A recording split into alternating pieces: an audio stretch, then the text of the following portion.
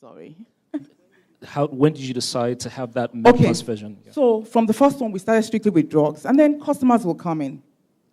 Or it's usually the men that start first. So I need something for shaving, I need a deodorant, body wash, hair wash, and then the women came, cosmetics, they will buy some drugs, but they will need something else. At that time, I think all this aging, anti-aging, 40 wants to look 30, 30 wants to look 20. People were very aware of the way they looked and the way, they just wanted to take care of themselves. They were very sophisticated customers. They will come to us with downloaded stuff from the internet. They were really our teachers, and I think we kind of listened to them, and gradually we expanded our range. So we started with skincare, facial care. I mean, every part of the body has a care or a cream or something to take care of it. And, slowly we've been approached to sell things from phones. We actually have to say no, because we have to make sure whatever it is fits, with the whole brand and the whole strategy of Med Plus. So from phone cards to bread to food to, a lot of things. So we've had to expand our categories, for a while. All right, fantastic. Great to hear that. So Ireti, most people probably don't know. Like I said, you have a stellar career that has spanned, television, movies. Most people don't know that, for example, that you were on shows like Morning Ride. Did anyone ever watch Morning Ride? You guys are too young, dear Lord. All right, today on STV, and I also believe you had a show on Channels Television at that time. I had a show that ran on several stations, including DSTV, for several years, for 10 years. For 10 years? Yeah. That's amazing. So at what point did you decide to make that jump into perhaps what we might call mainstream television or movies, as the case? Acting has always been my passion. But if you're in this business, you know that when you're starting out is one of two things. You either get a job so you can at least, fend for yourself, right. Be somewhat independent, and not have to give in to any and all kinds of stupid offers that may come your way in the process. Or you hang about where other people are hanging about, and whatever happens to you, happens to you. You may have to compromise. So for me, it was never option B. I've always needed some sort of independence. I've always had to be in control. I've always had to have some level of control. And we all know that nothing gives you control like money. Right, absolutely. Yeah. So even when I was producing shows, I wanted to be an actor. That's what I came to Lagos to do. So... Sorry, when you say came to Lagos, where did you come from? I'm a great Josite. We're not many. I schooled in Jos, lived in Jos for about 12 years. Wow. So when I finished, before I even finished in my third year, I started acting while I was in school. So when I finished school, it was a no-brainer. I got with a production company. I was a cable basher. I used to roll cable. And then one day, I was given the task of designing a show. I had never done that before. The company was given the opportunity to design two shows, a comedy show and a fashion show. And my boss tossed it to me and was like, you go and design the fashion show. I'm like, really? Anyway, that was how I learned the rudiments of broadcasting. That's how I learned to produce, present. But all this while, I never lost sight of my goal. I wanted to act. And intermittently, I would get a good film. Sitanda came, All About Eric came, these titles came, I would do them, I'll wait for another 2-3 years before another, and it wasn't for lack of trying. Right. I strongly believe, and I have always said it, that my career has been designed by a higher power that I call God, my Lord Jesus Christ, because there was a time when the industry would tell me, we know she's good, so. Do you understand? So it wasn't for lack of trying. So I did my show for 10 years, and then I did, I can't remember what film it was. If you give me time during the break, I'll remember what it was. And then the acting thing just took over. Finally, it was my turn. Finally, I had my moment in the sun. So from one project led to another, and another, and another, and another. And one day, the show was still running at the time. One day, I just looked at the show critically, and it had suffered neglect. it didn't match, the quality of the show didn't match all the other work that I was putting out there. And I said, you know what, it's time to lay this to rest for now and let me pursue my first passion, the thing that brought me to Lagos, which I've done for the last 13 years. 13 years, ladies and gentlemen. That is incredible. That's amazing. Joke, if I may ask, so, you know, in this hall today, there are probably a lot of 20-year-olds or maybe 20-something-year-olds. If you could give any advice to your 20-year-old self, what advice would you give? Okay. 20-year-old self. I was still in university then. So I would advise you graduate first. I don't know how many of you are still in school. How many people have graduated? Oh, yeah, that's a lot. Young graduates. Okay, so you have to be focused. Some people said they are not young again. Oh, my God. Okay, so you have to be very true to yourself. Know who you are.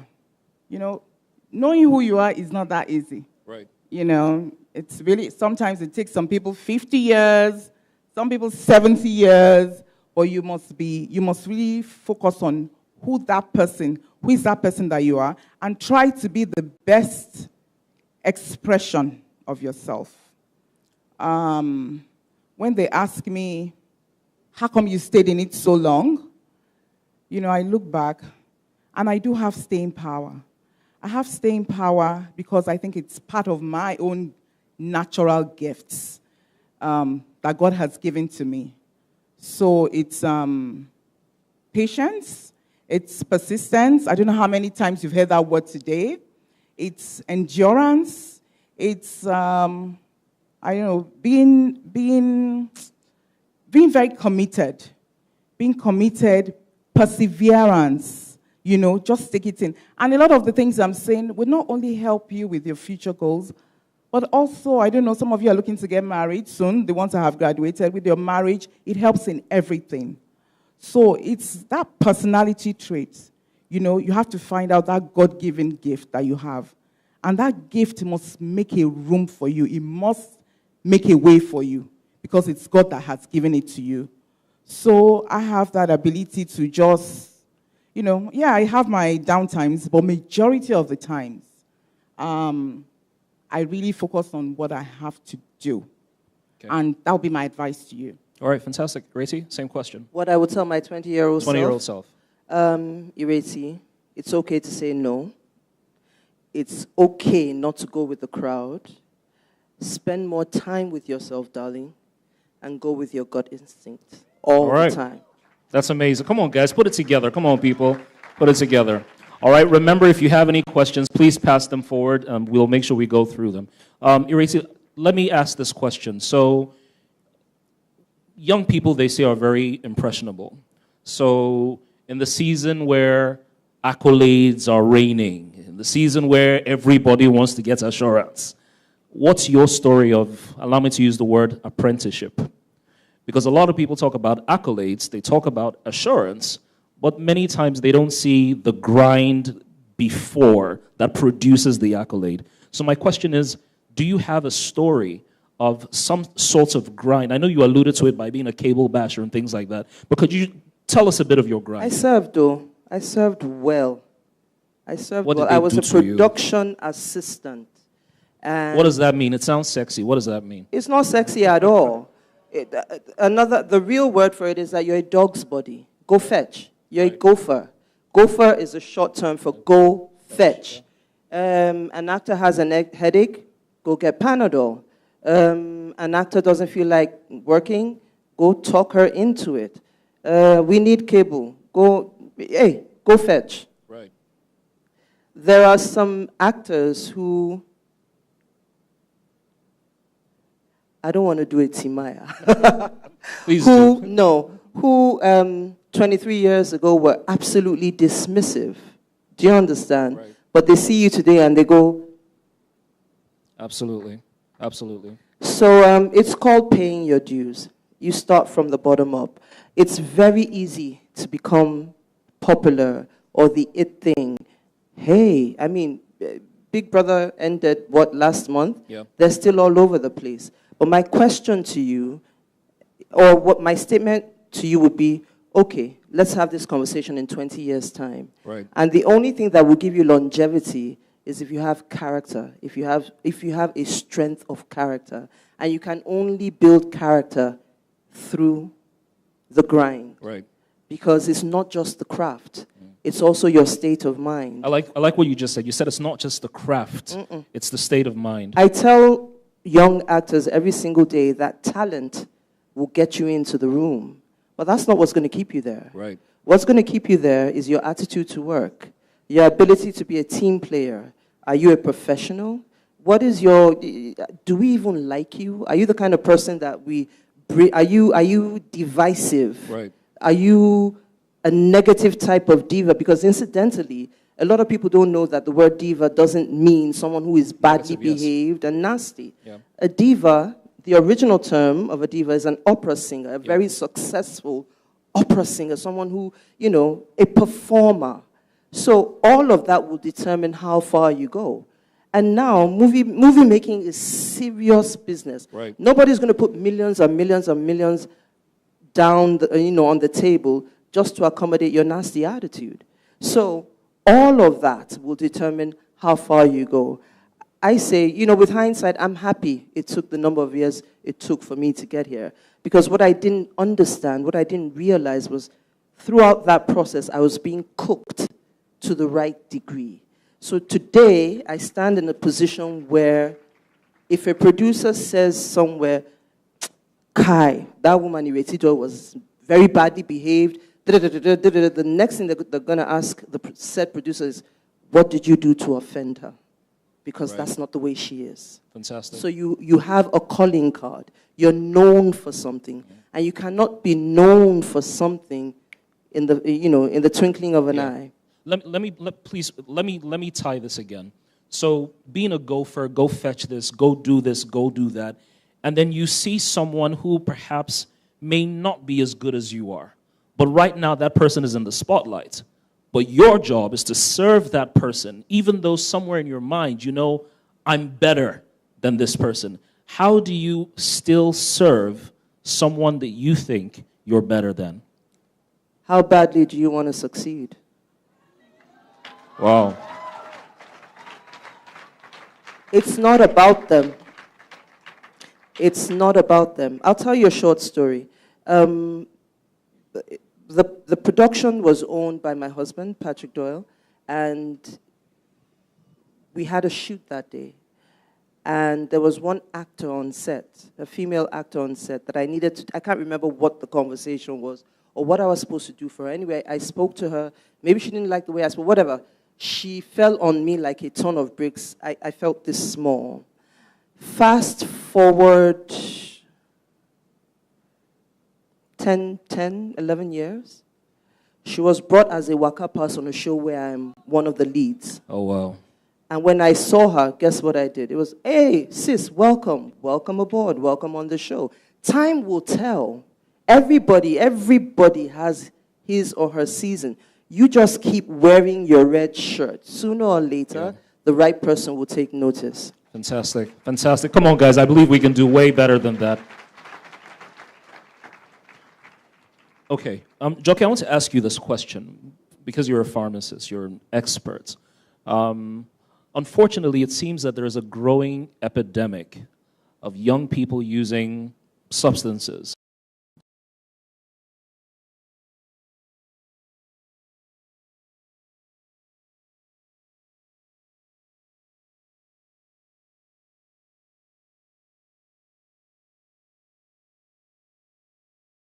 Or protect our young people from those kind of abusive substances. What do you think we could do?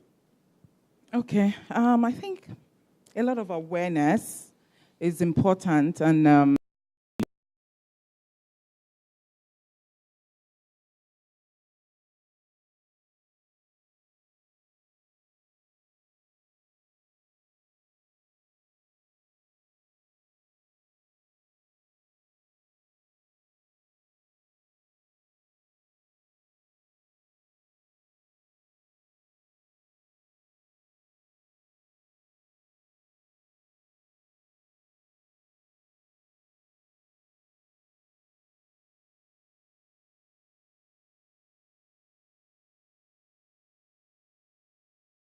that, you know, if you don't get it from you, we get it next door.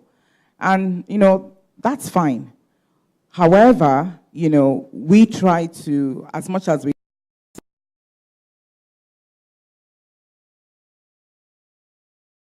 if you even know, you know, sometimes they probably just don't know the damage these things can do to them. Could you tell us some of the things it does? I mean, some people may have seen that BBC video, some people may not have. Okay. So what are some of the side effects and damages of... Okay, I don't know the whole lot. I'm not a big one on side effects. But first is your liver. Second is your kidneys. So it's organ damage. And then more importantly, up here, your mental, your cognitive function. It messes the whole thing up. And that's usually the difficult one to correct. So once it's messed up here, you know, there's almost like no hope. So, you know, it's really important that we take a lot of these issues seriously. I mean, why are we on a, what is it, codeine diet? Codeine diet. I mean, you know, even, you know, some of the people in show business have to be careful the kind of message they're passing on to, you know, Absolutely. the youths out there. It's so important because they take it, they're meant to be examples. I know something has been done about that particular track and all that, but it's just educating ourselves. There's a lot of information out there, you know, just knowing, you know, the kind of harm. And also, you know, our government and the regulatory authorities, I know they're trying their best. It's not enough, you know, but I think one day we'll get there. I'd Yes, like to add, sure. I'd like to pick on something that Stajoke said. She said they're supposed to be role models. And I'm not, you know, where's that written? You need to pick, as an individual, it's up to you to decide who your role model is. Why? Why would you pick, and without talking about any one person in particular, there's a choice between Mr. Bankole Williams and someone with crazy-looking hair and his trousers down his butt, and you decide that that person that you choose as a role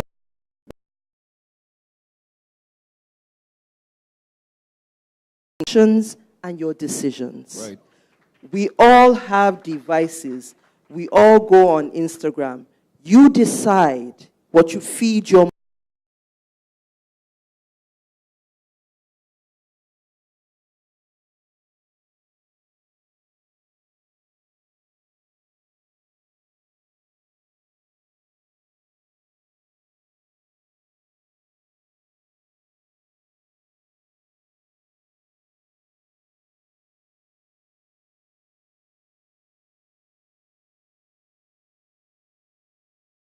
it's glamorous. You go try it in your kitchen, you will burn. True.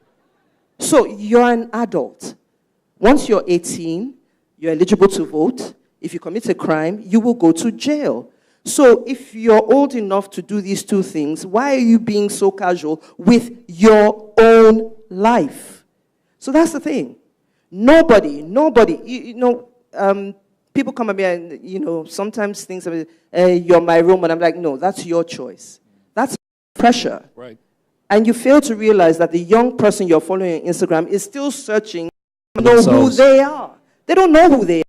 They're in a process. They're young kids. And that model, you don't enter one.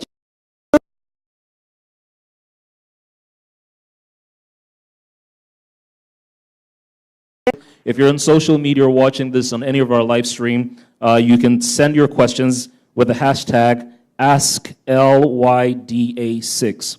That's AskLYDA6.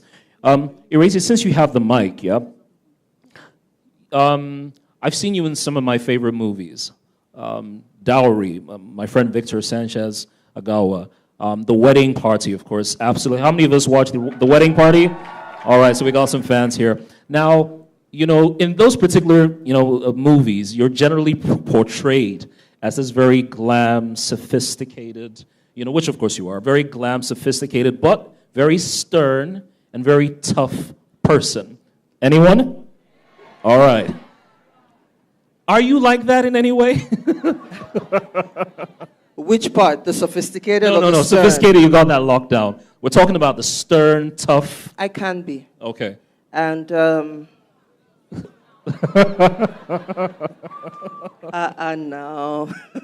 I can be. Tell me. And the honest truth is that is usually my default mode. Okay. I'm naturally reserved. Naturally. For instance, I've just met her now. If I saw her again, I would never refer to her as Joke. I'm Yoruba. We're brought up in a peculiar way. So if I find out that, first of all, I'm going to be worried about the age factor. Is she older than me or not? That's just how old are you? 51. Oh, my God. Say what? Wait. Sorry, I'm sorry. Wait. Hello, I need to stand up. Sorry, man. Say what? Sorry, 50. I'm 51. No, it's a lie. See, in Nigeria... It's a lie. Wait, does she look 51? What?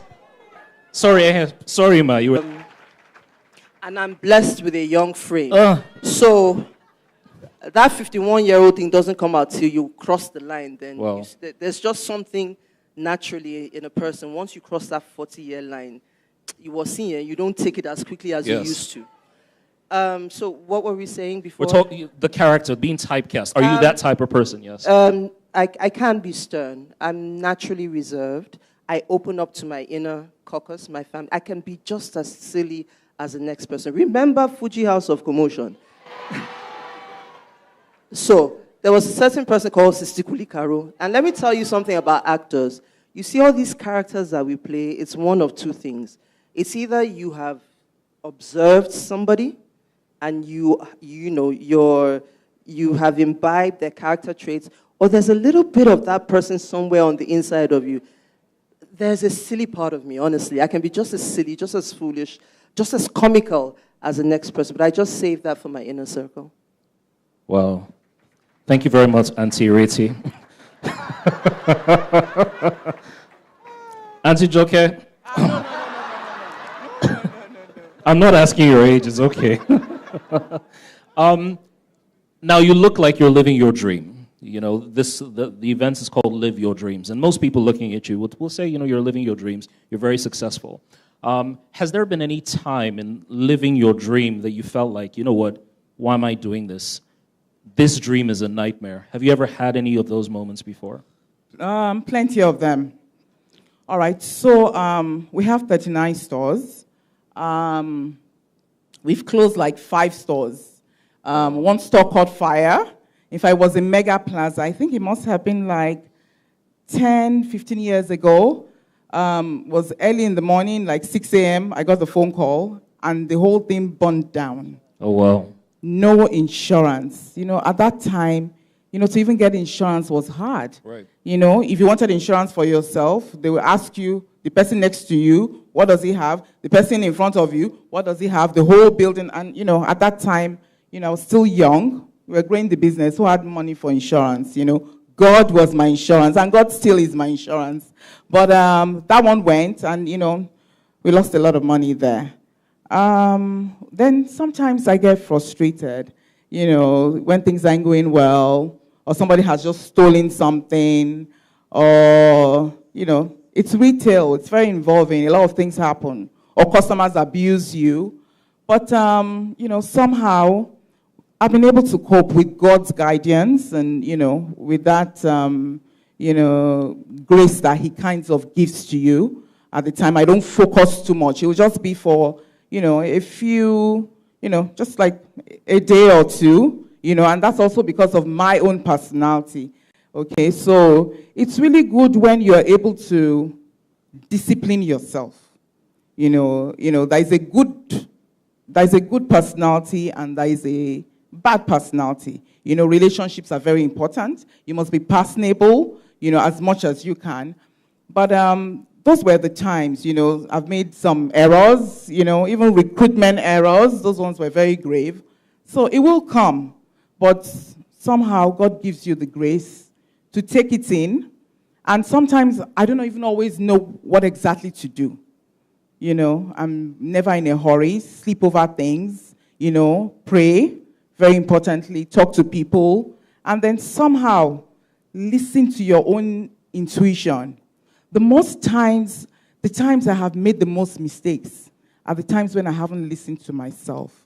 So if you have that gut instinct, you need to develop it. If you don't have it, pray for it, beg for it. I don't know how you're going to get it, because at some point you're really going to need it.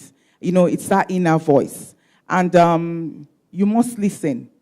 You must listen. If you hear it, you must listen. So those are the few things, situations, instances that I don't think there's any human being that would,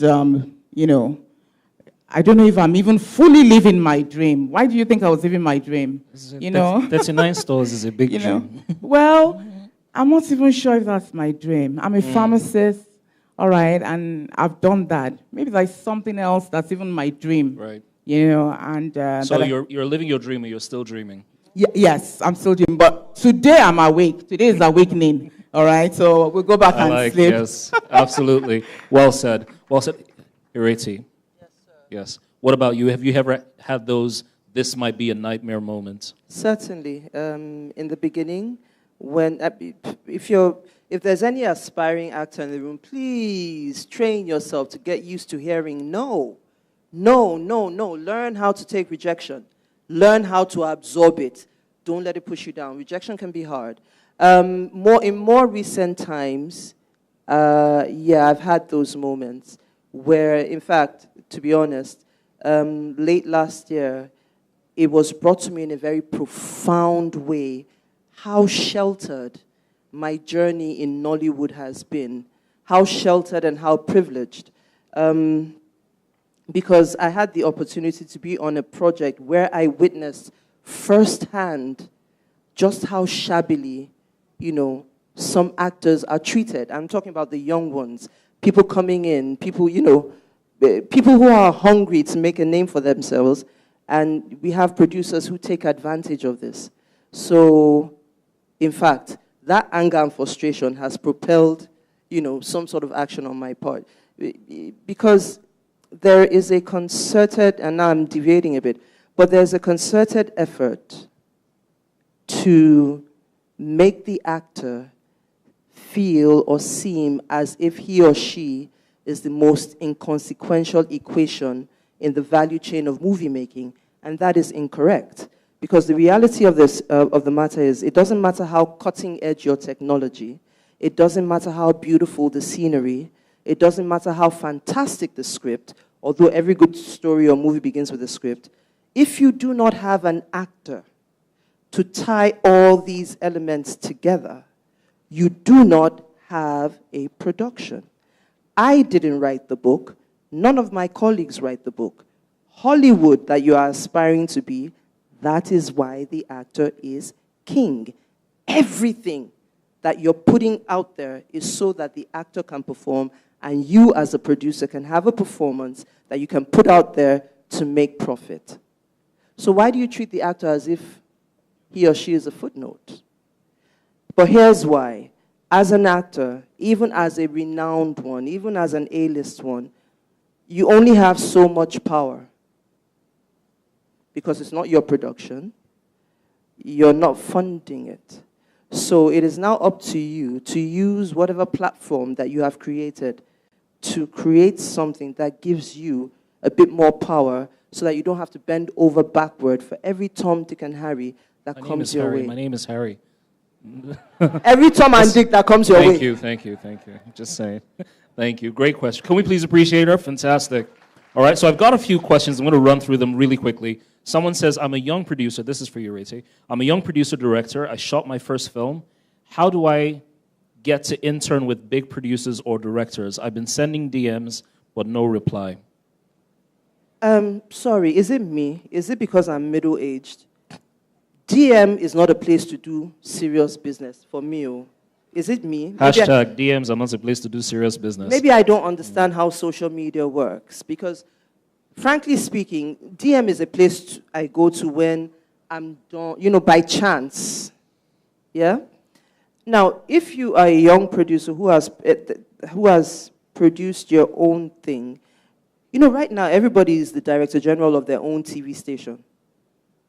Yes. Do you understand what I'm talking about? Yes. Everybody. Are we all on Instagram? Absolutely. If you're on Instagram, you're the DJ of your own TV station. Put a 2-minute clip of that on Instagram. If it's all that, trust me, somebody will hit you up.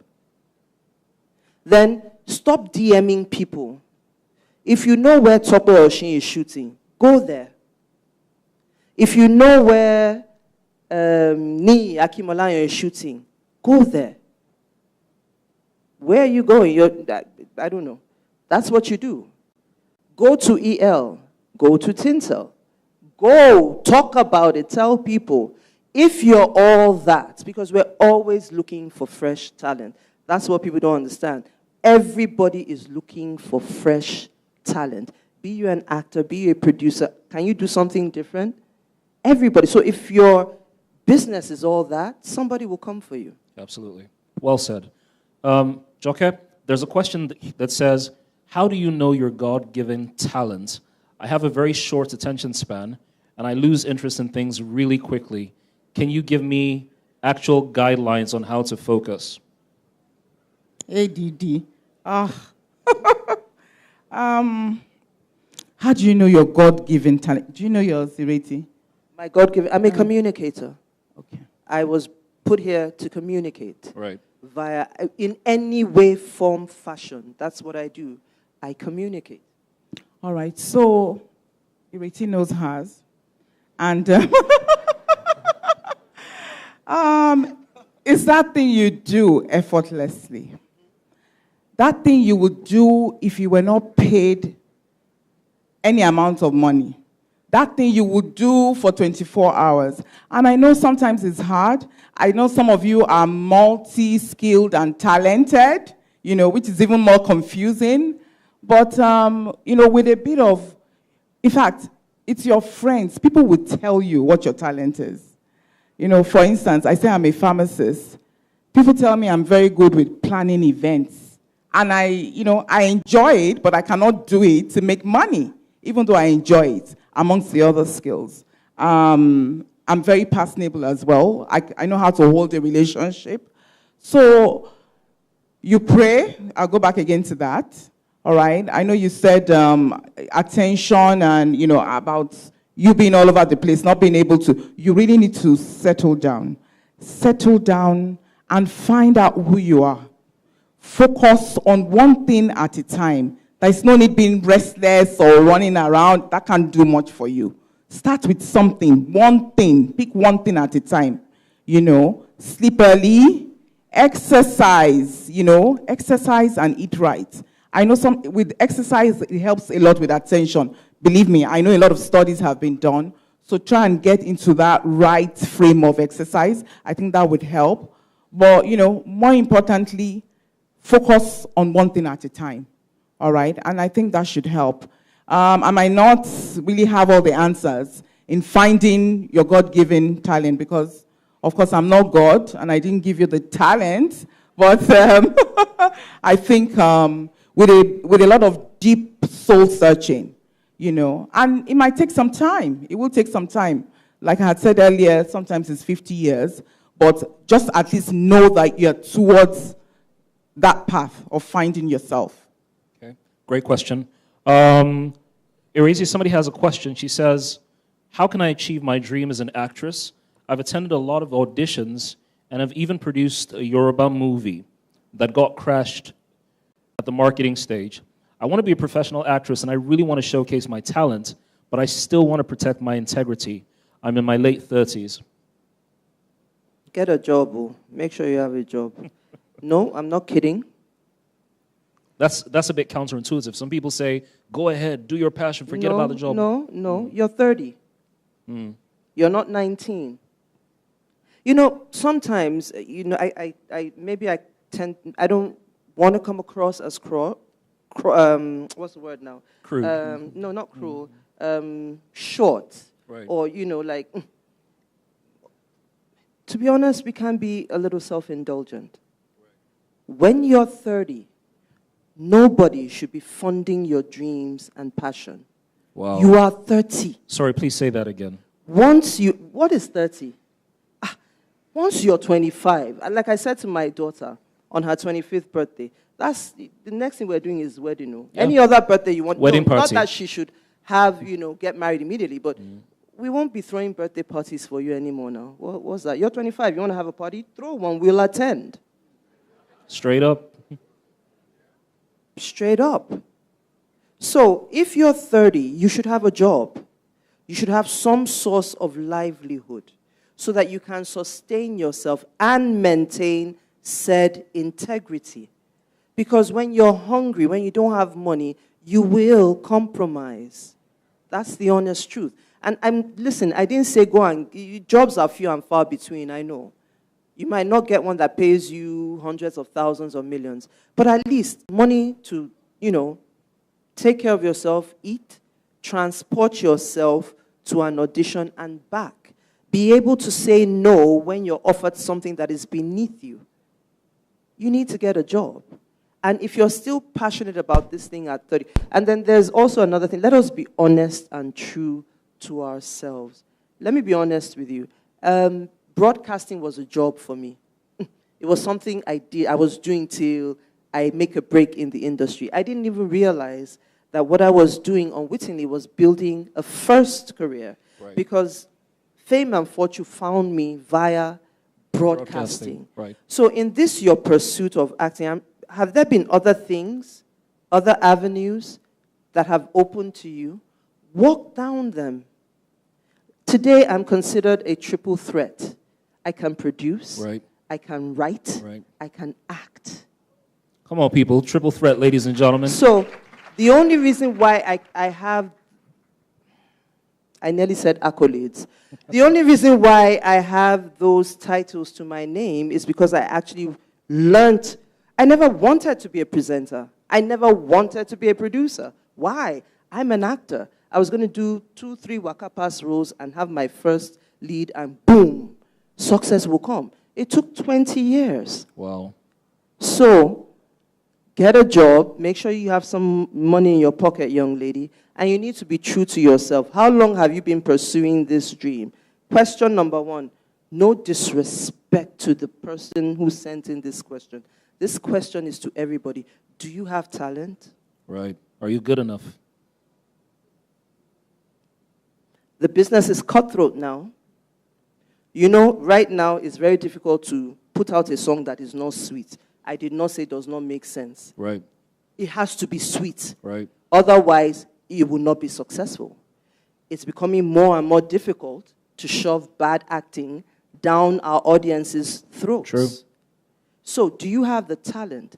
If you've been pursuing something upwards of a decade, and you're knocking on 30, you may have to rejig your plan. Well, truth hurts. Truth hurts, right? Joke, this question says, what would you advise someone who's currently working in a well-paid job but doesn't feel satisfied with what he or she does? Should I leave my job? For what? I was even going to add to what Ireti said. Ireti, I'm only 50, you're older than me. So we can call each other first names. Okay. She's giving me permission. Yes. What she said about that getting a job, 9 to 5, it's not necessarily a bad thing. And it doesn't mean you can't still go back to, what you want to do. Your success can even come and find you there. Like she gave her own testimony and all that. So don't take it in a, bad way at all. But you need to be busy. You really need to, really put yourself in something. One of the books I like to read is by Malcolm Gladwell. And he talks about the 10,000-hour rule. I don't know if you guys have discussed it at some point. That thing is not a joke. It's true. You need to put those hours in, minimum, in whatever you want to do. I don't want you to give up, like that. Get a job, get a structure, get a process, get that discipline.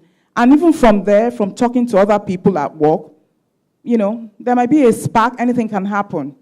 Now, the person that has a good paying job, that wants to leave, I don't know what you're going to do, if you have talent or skill, or if you have business that you want to do, Start while you are still working. All right? You know, I don't know what kind of job is it, but you can create some time while you're at work. You know, start bit by bit. Don't just leave what you have for certain. You know, I know people get that itch. I know people get, you know, they get all kinds of things while they're doing that. But, you know, you have a plan. You know, follow your plan. Go bit by bit. Nothing is magic, you know. It might take you a little while and see how it goes. It's even better for you to employ somebody without your high-paying job and pay peanuts and put the person there just to see what it is like. And now, especially now, you know, I don't know about the arts, but business, you know, in this environment, I'm not sure it's a good time to leave a high-paying job and, you know, high for you, you know, high-paying job. This is not the time, okay? Without having something solid that you've already started, you've nurtured, you've monitored, you know, like that. That would be my honest advice, really. This is not the time to leave any paying job, whether high paying, low paying, medium paying. The economy, Nigeria is hard. Yeah? It's challenging, not hard. Challenging. You know, maybe not even that. Being a grown-up, being an adult is challenging and comes with responsibility. Now, the very nature of the way our social, political, economic existence has evolved has given all of us a sense of entitlement because what? You have leaders who should be creating avenues that will enable you succeed in whatever you do. For instance, if we have steady power in this country, I'm sure everybody here will find something to do. Just with steady power alone. True. Do you understand? But no, rather than put those structures in place, what do? They dash out money.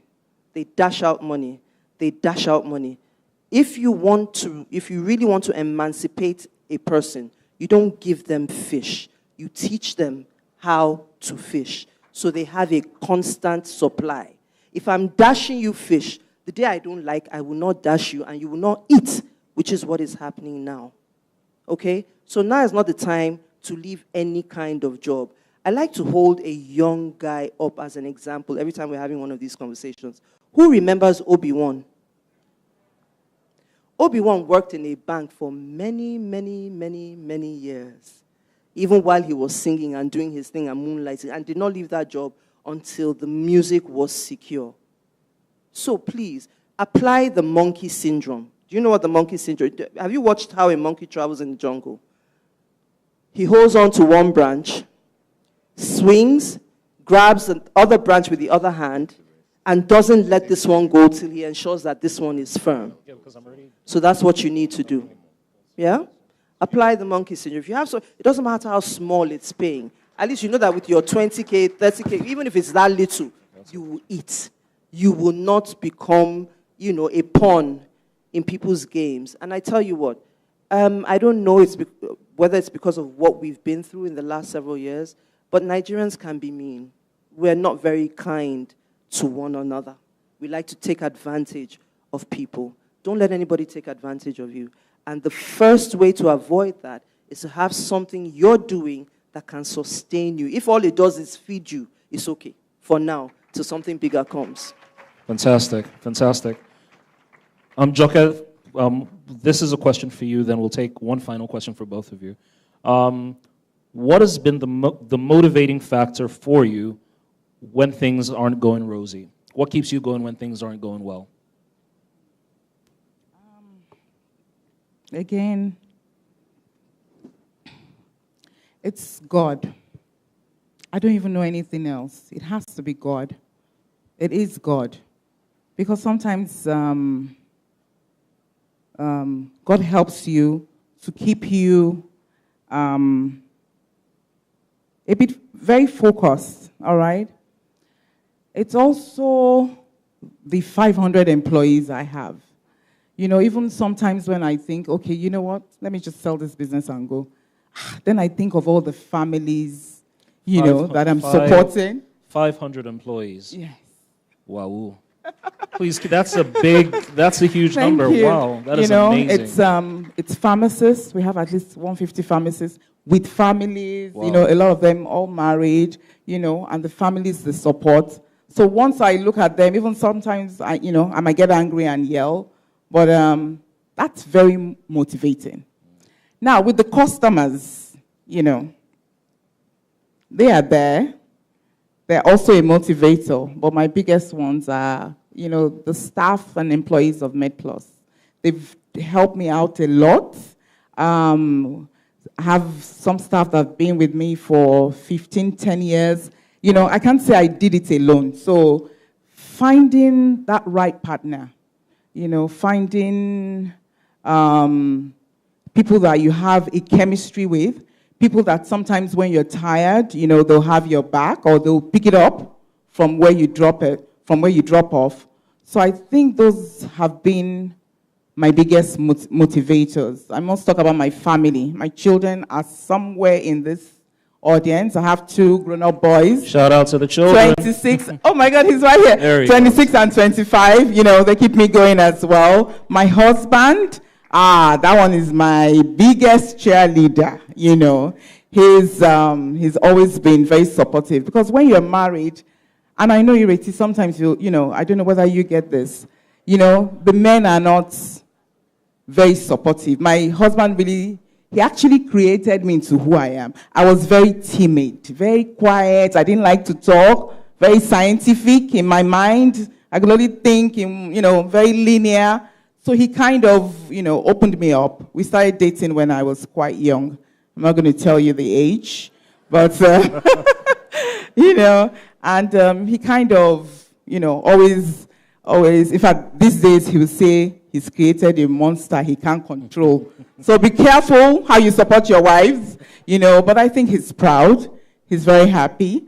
And, you know, sometimes when, you know, those issues get really hard, you know, it's good to have somebody you can fall back on, you know, and, you know, that's it.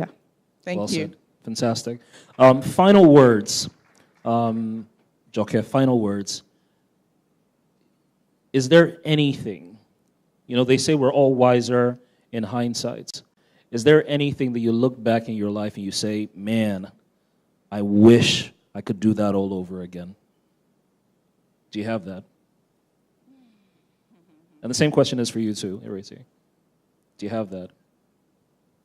Okay, looking back, you know, earlier on, Ireti was saying, oh, she should have said a lot of no's at the beginning. I don't know if that was it for me. I don't know what I would really change, because if I change anything, I won't be the person I am now. There's still a lot I want to do, though.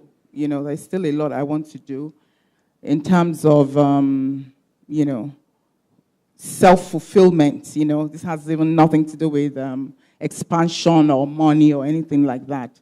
You know, in terms of giving back and, you know, also find my own best expression of myself.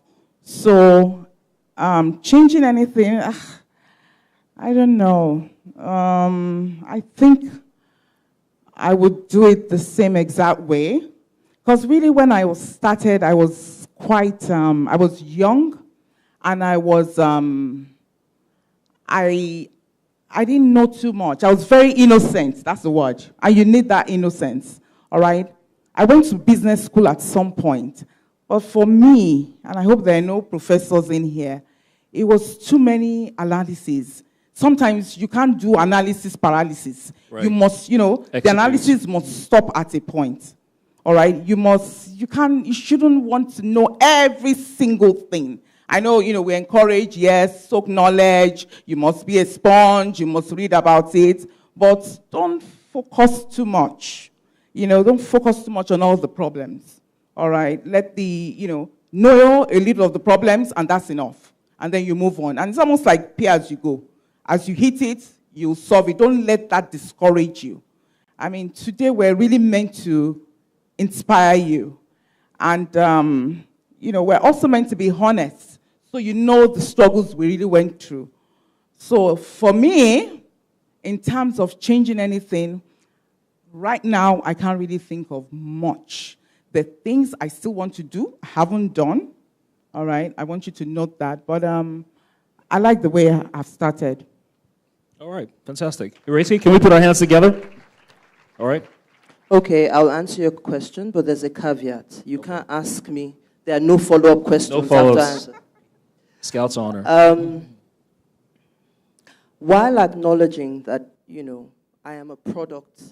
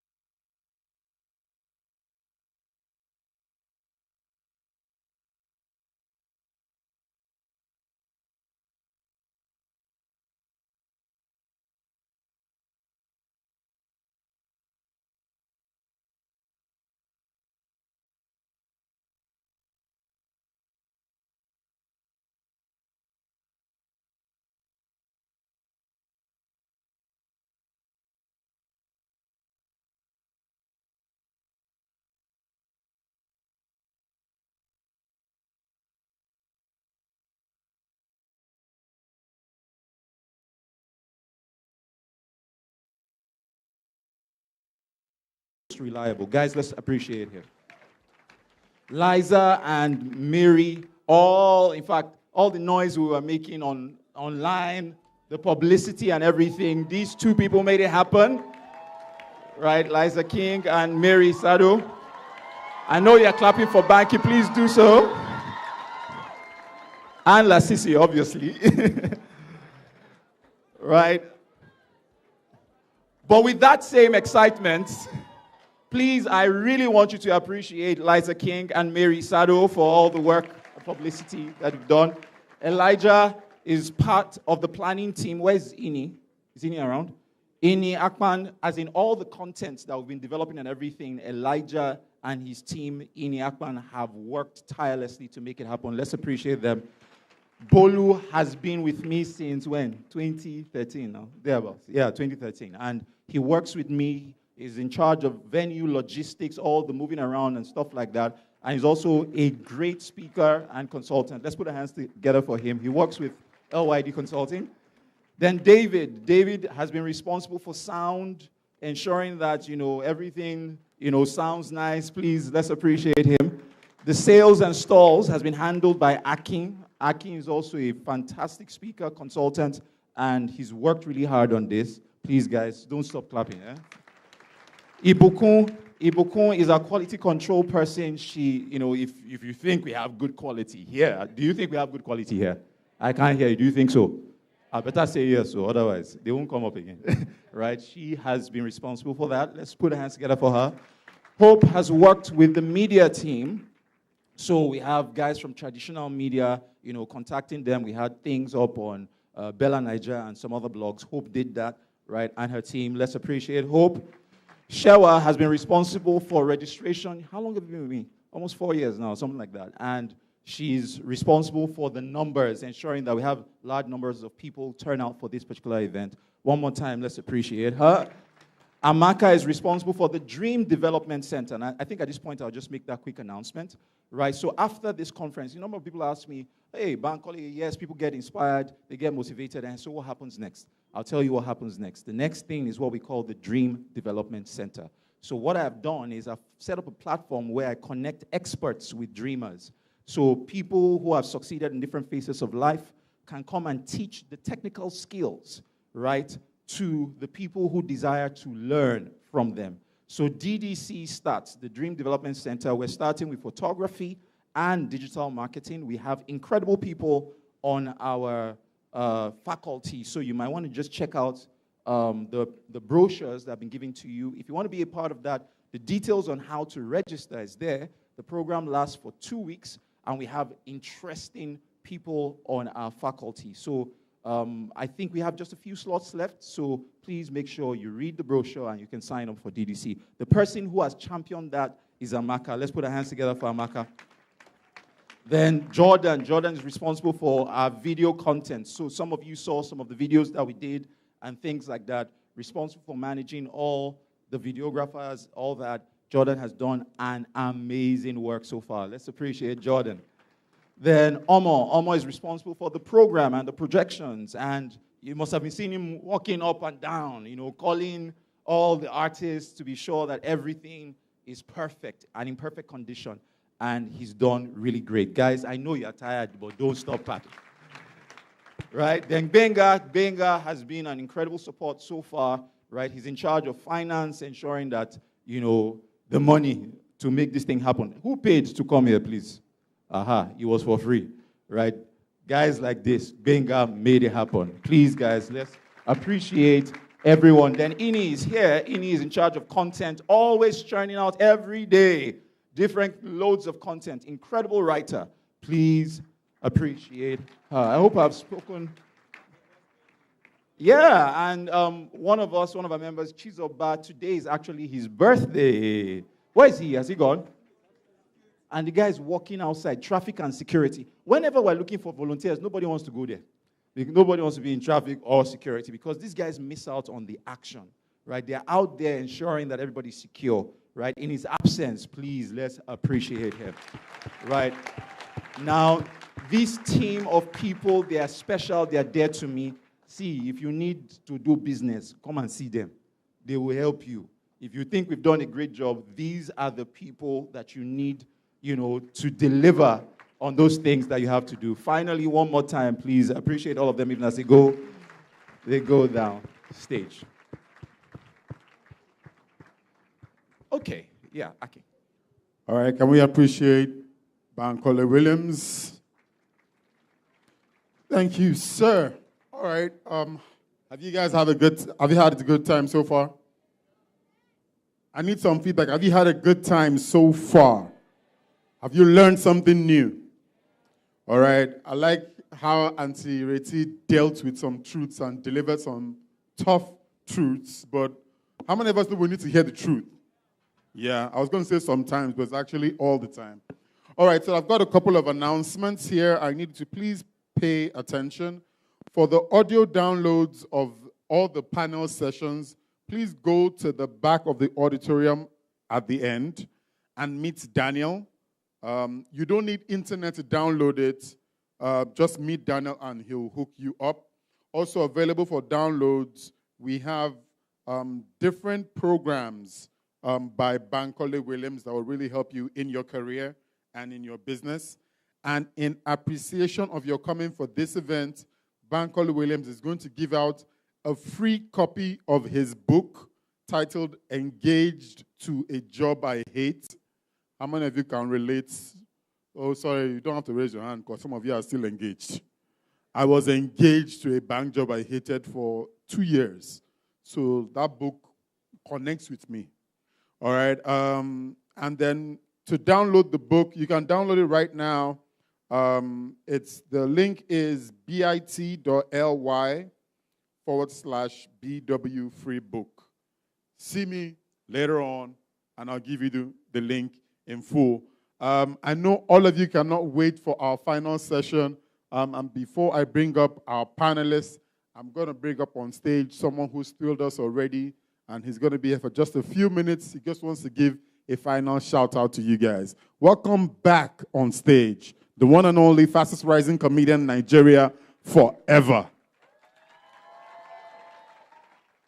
Pretend that I'm telling them the truth now. What? You call me fastest rising. I'll be East.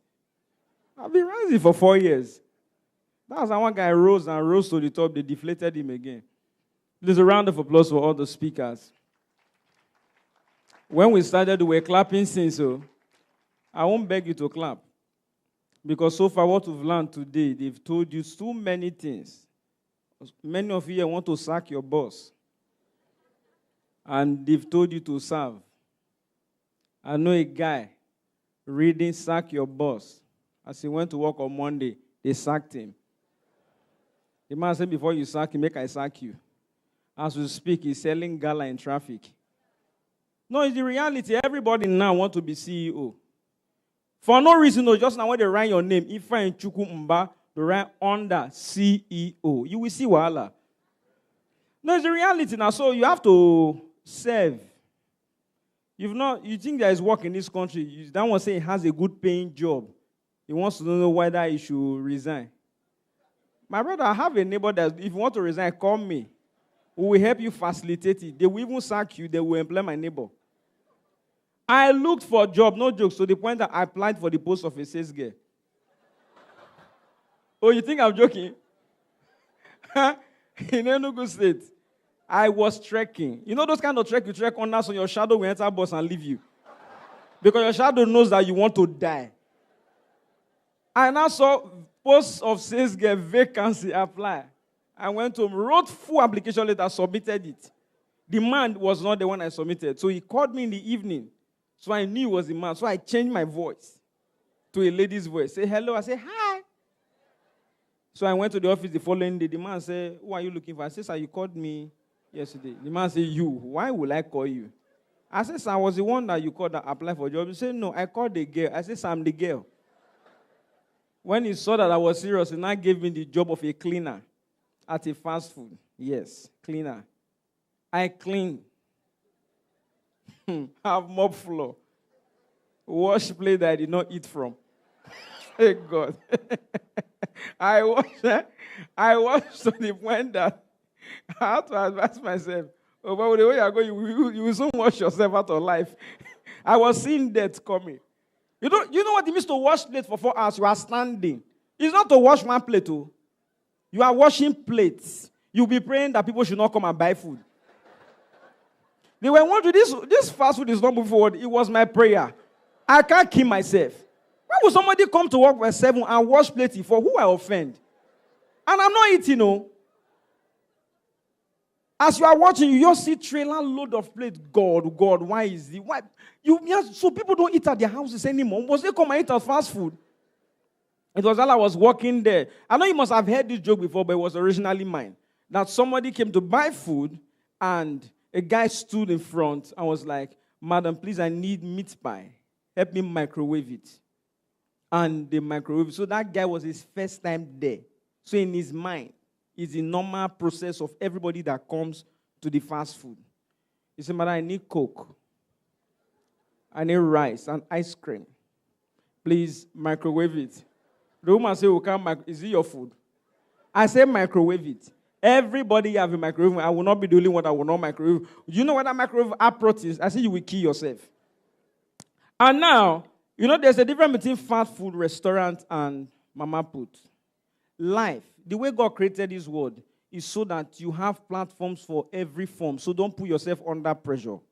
If you don't have money to buy 1 plate of rice, 1,000, go and buy the same rice that they cook that does not have AC to cool it. Because it's not the rice you are paying for, it's the AC. So if it's the heat that's the problem, I will eat and farm myself. So that's why I tell people, if your house is too hot, go and open your fridge and stand there. You will cool yourself.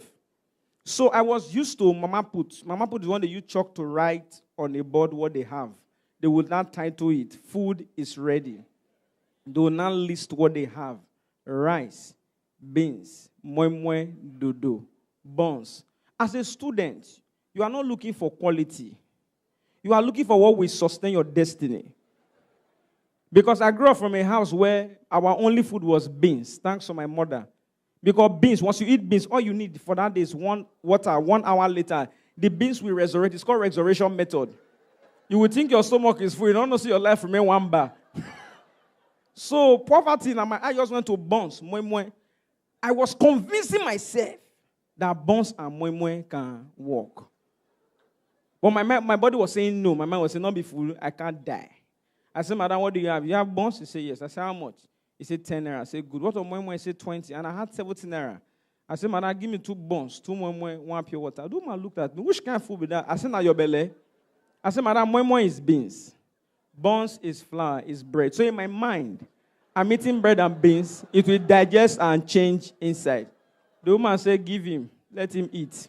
From that day, 2 buns, 2 moi, 1 water. My wicked classmate was so boy, they fresh. I said, "Now God, though." I didn't know my body was changing until one day I saw myself on the mirror. One shoulder was higher than the other.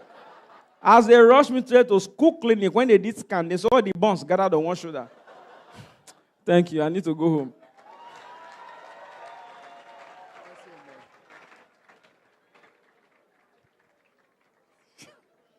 Please give it up for Forever one more time.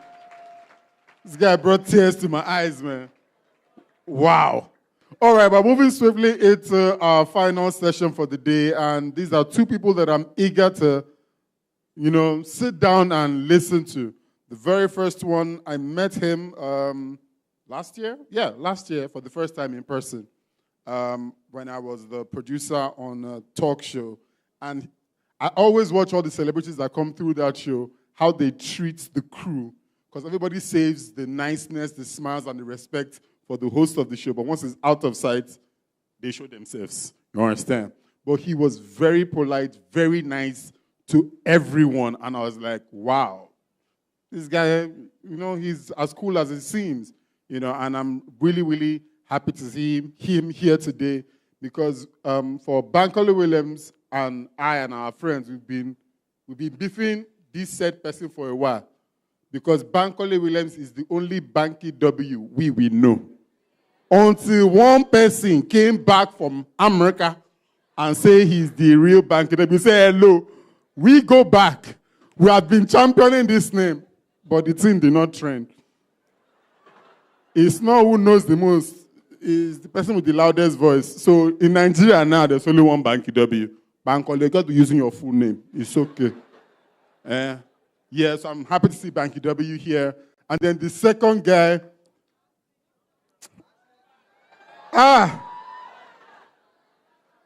I cried 2 days ago. As in, I was wiping tears. See, there are many Instagram comedians, there are many. But there's one guy that I'm loyal to. And it makes me look forward to Sundays for another reason apart from church. Because in the afternoon, there will be one video about Brashegin. This last one was epic. Where Brashegin's mother was saying, "You're like a son to me." Say, my mother is in Songo. I don't know. So in honor of this guy, I have to do my favorite Lasis Elenu joke. The favorite, the one that made me, I think that's the first one I reposted and I followed. And it goes thus. Hello, everybody. Something just happened right now. Lasis here again. Lagos, we can't walk. Calm down. You're not hearing. Now you have scratched my baby. And this, I'm coming. Let me park. They're going to hospital today. This idiot that God will help me to punish is now bringing handkerchief and hydraulic oil. If that dirty handkerchief touch my car, can oil clean hole? See what you've done to my baby. Oh. Okay. Let me tell you the truth. It's not my car. Oh, God. I know. This guy has killed me many times over. We should pay to follow you on Instagram, my brother. Believe me. All right, and only one person can moderate this session. So please welcome back on stage the convener of Live Your Dreams Africa, Bankole Williams. And pay attention to the multimedia screens as we introduce our panelists who you already know.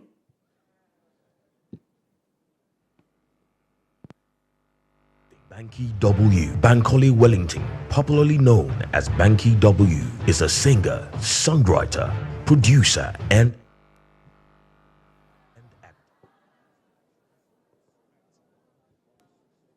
It's our political opponents. Please bear with us.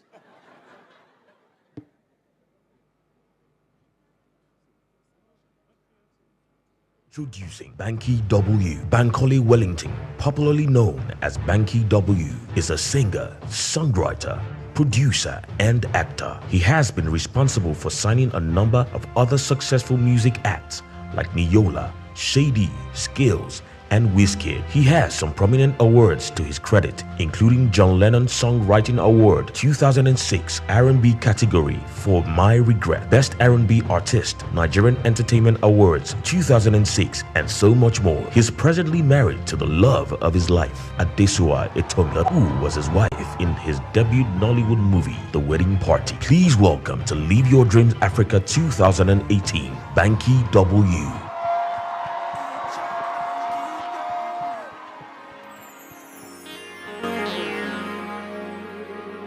What are you capable of? The way you put in work on the dance floor, mommy, Calm down. That's not why we're here. Calm down.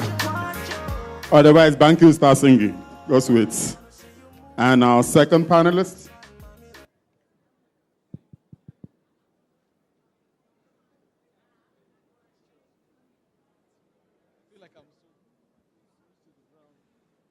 Hello everybody, Lasis here to get some just apple right now. I'm so hungry right now. Honestly speaking, some... Nosa Afolabi Better known by his comic name, Lasis Elenu, is a health education graduate and hails from Kwara State, Nigeria. Today, he is one of the most watched comedy skit curator on Instagram, with an average of 200,000 views per skit. He is also featured in a couple of Nollywood movies. Nosa's dedication to living his dream has brought him fame and fortune. Please welcome to Live Your Dreams Africa 2018, Nosa Afolabi, aka Lasis Elenu. Everybody say you are looking sweet. And everybody likes this here again. I'm just happy right now. I'm very...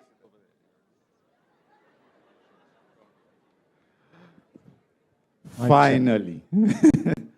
Wow, it is indeed an honor to have you guys here today.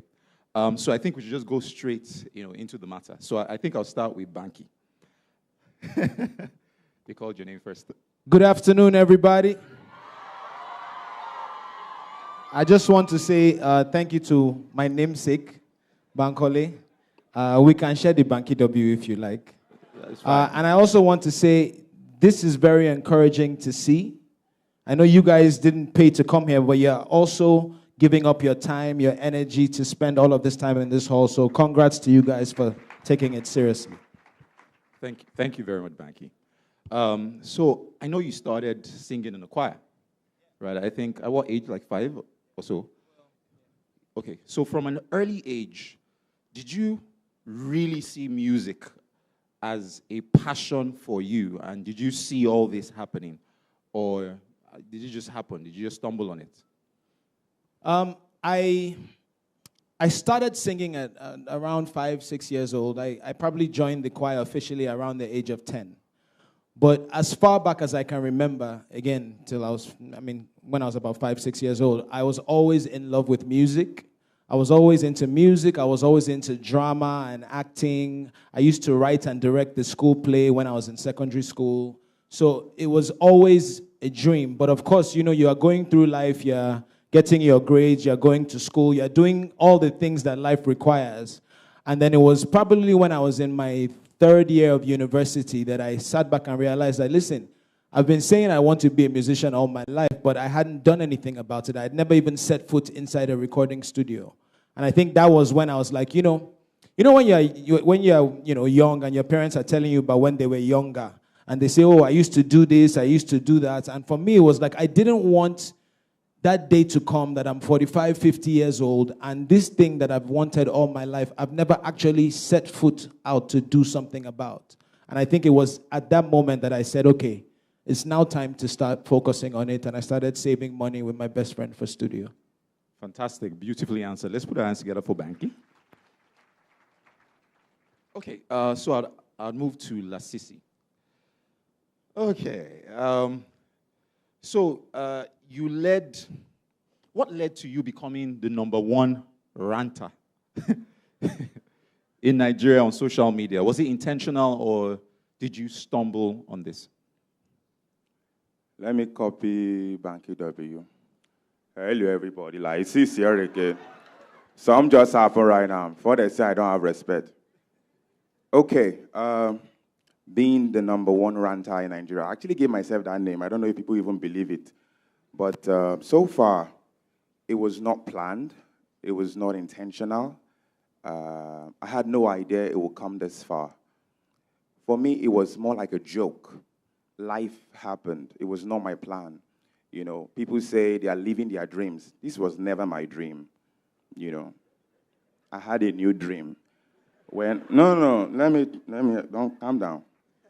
When, this life, for example, you like a girl, she doesn't like you.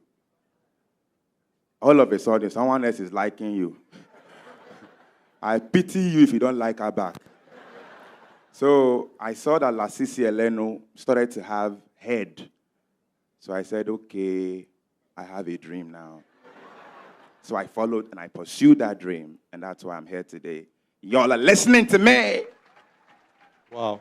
So let me just take you up on that. So what other professions had you considered before you stumbled on ranting on social media and it became big?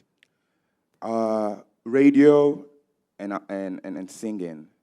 I used to be an artist. I don't like to say used to because I still have the passion for it, and I know in time I probably would, still get back into it. But radio and music, I'd done that for a while, but market not say, it's life, it was hard.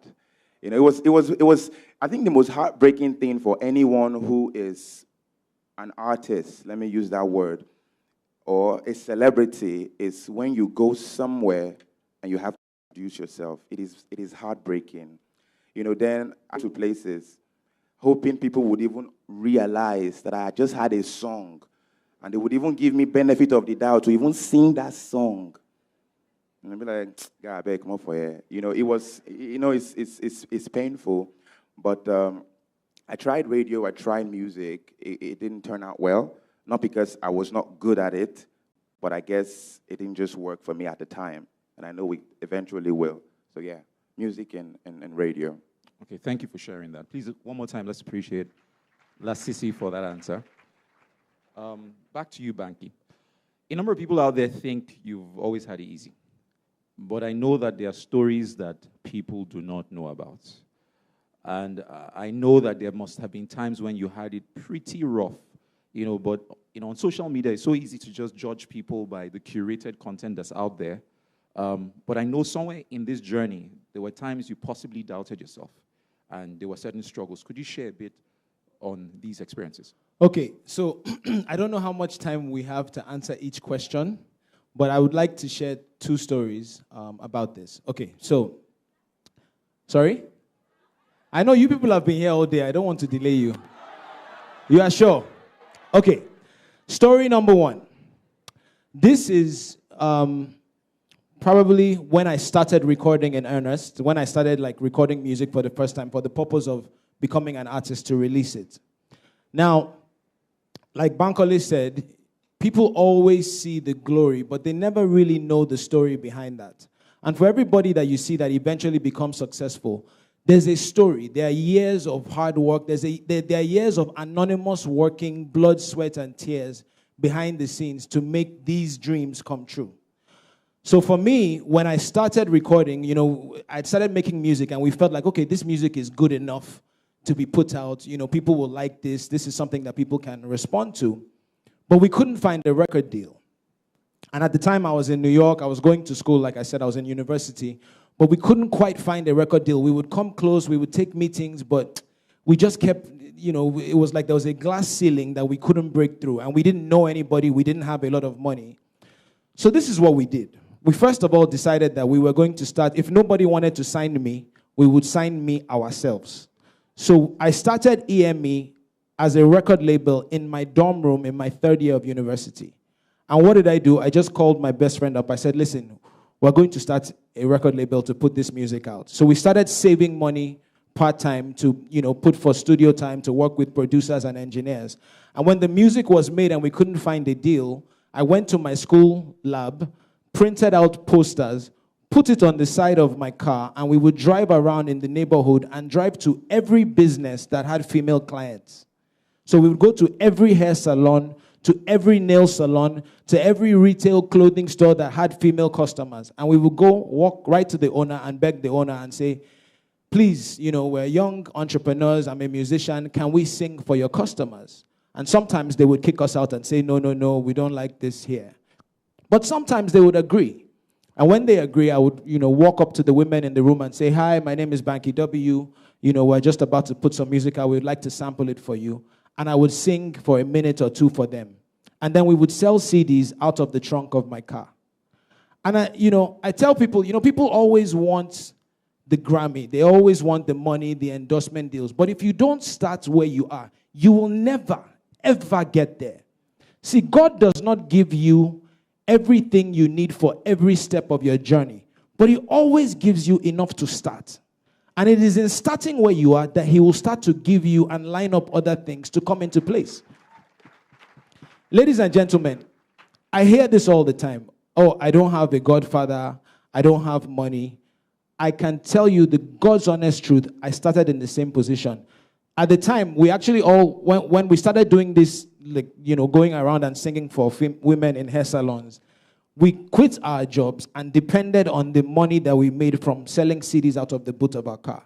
So on the weeks that you don't sell any CD, we would actually go to Tunde's church. Tunde had a church that was an hour or two away, but after service on Sunday, they would serve food. So we would go and attend the service just to pack food and keep in the fridge, so that during the week, if we don't sell any CDs, at least there's food to eat. And sometimes it is that level of radicalism that you need to apply to your dreams in order to make them get true. The second, I start to talk a lot, so I'm sorry. The second part of this story is when I had moved back to Nigeria, right? So, you have these dreams. You have these, I'm going to be the best, I'm great, and so I had this album, and I said, it's going to be the best album ever in Africa. It's the Mr. Capable album. I don't know if anybody remembers that album. So I was moving back with the intention to put it out, and I thought I was going to be the #1 artist ever in African history. Except that you come back, and you put the music out, and it doesn't really have the results that you expect. So I'm grinding what he just said, what Lasis just said about having a song out and, nothing to show for it. That's exactly the position I was in. So I'm here, I'm hustling. I had spent all of the money that I had saved from my engineering job in Yankee. I had spent it on music videos, on marketing, on promo. We used to arrive to events so early so that they don't kick us out. We used to arrive so that we can get in before they start bouncing people, right? So now, this is the year 2008. So I had gone through 2008 really hustling. But, in our business, your fame comes before your fortune. So they start to know your face, but you're not really making money, right? So I'm in that position, and I'm grinding, and I'm broke to the point where I was now borrowing 5K every Monday. Borrowing, but I never paid it back. But I was borrowing 5K every Monday from Segun Demore just to put gas in a car and to put credit on my phone so that I could get around Lagos and push. By the way, this car had broken down on, it was a gift from Segun.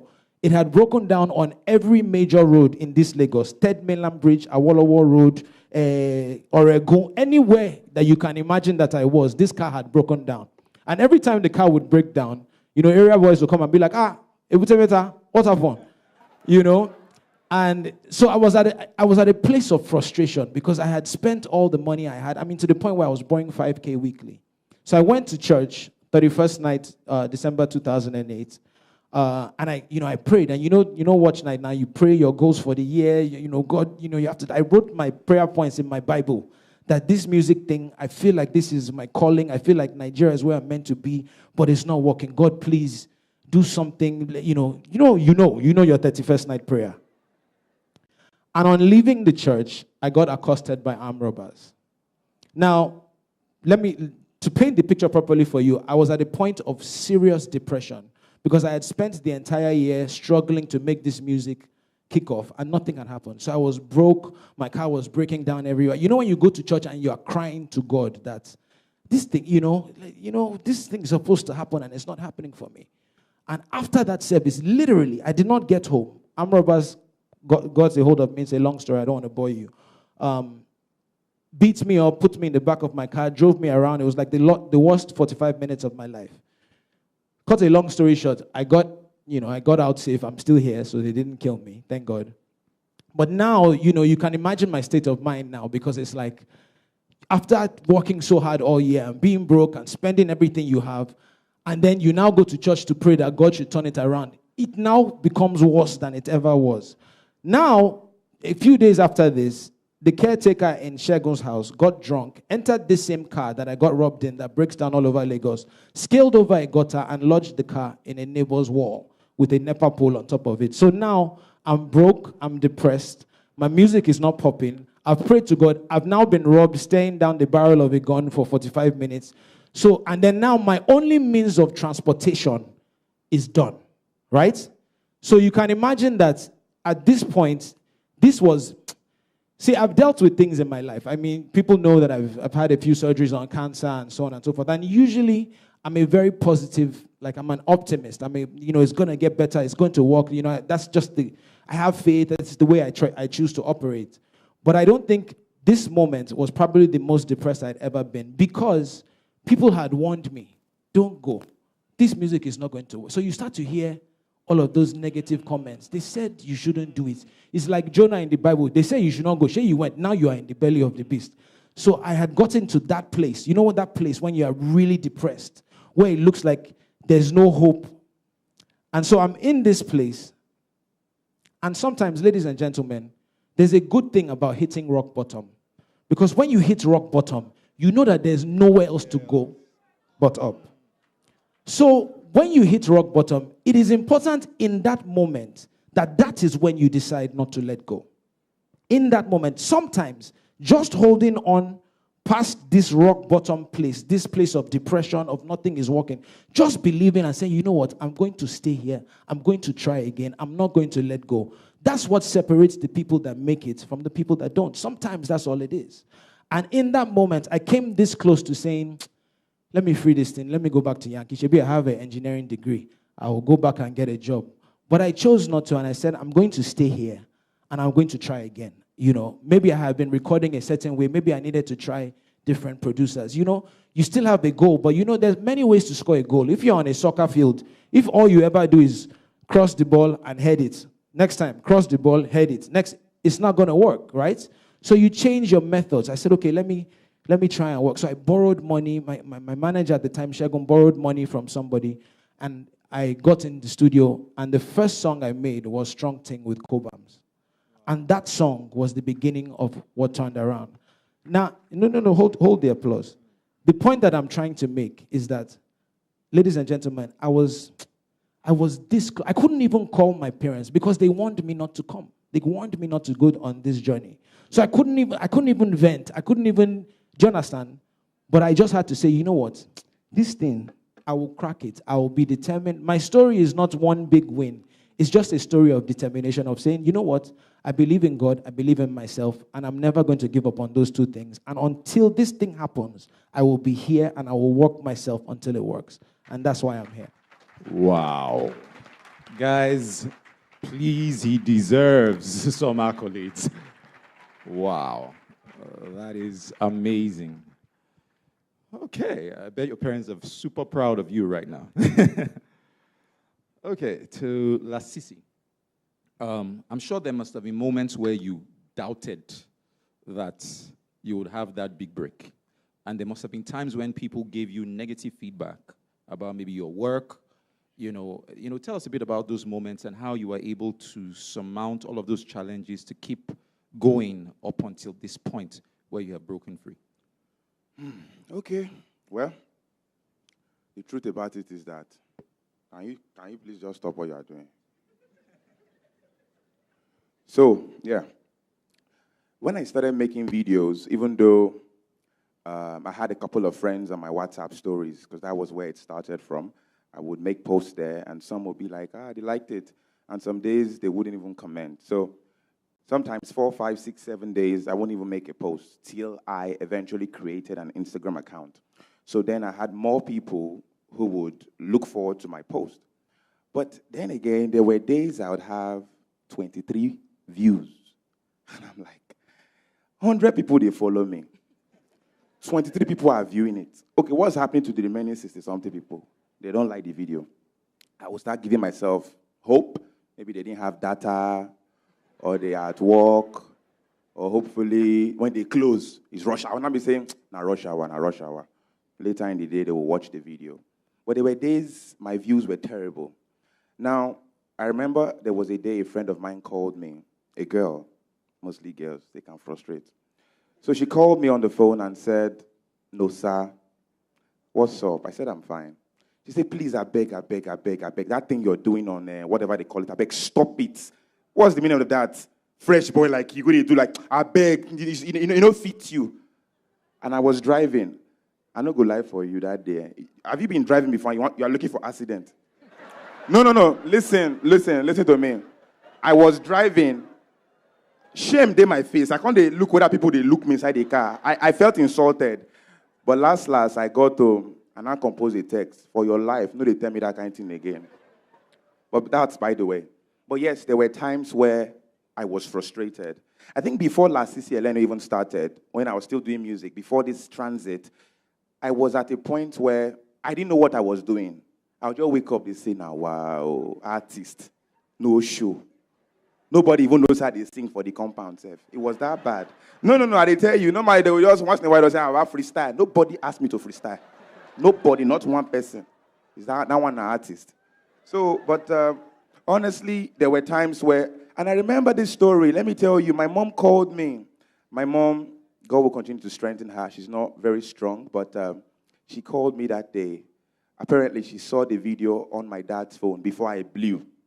And she said, hello. I said, how far? She said, my pikin, no, they do that thing now. I said, I knew where she was going to, so I tried to end the conversation. I was like, I beg, mommy, seriously, I did busy. She was like, no, my God has made you a fine boy. No, they do your face like that now. I said, okay, I don't hear you. I think 2 months after, she called me again. Hello? I said, how far? She laughed for as long as 2 minutes on the phone. She was laughing. I was trying to understand the joke. I said, mommy, I got to come up for it. Waiting to happen. She said, I dey hear radio now. They said there was a boy, that the boy did something bad to the girlfriend, and the girl was very angry. I said, wait till happen. I don't understand.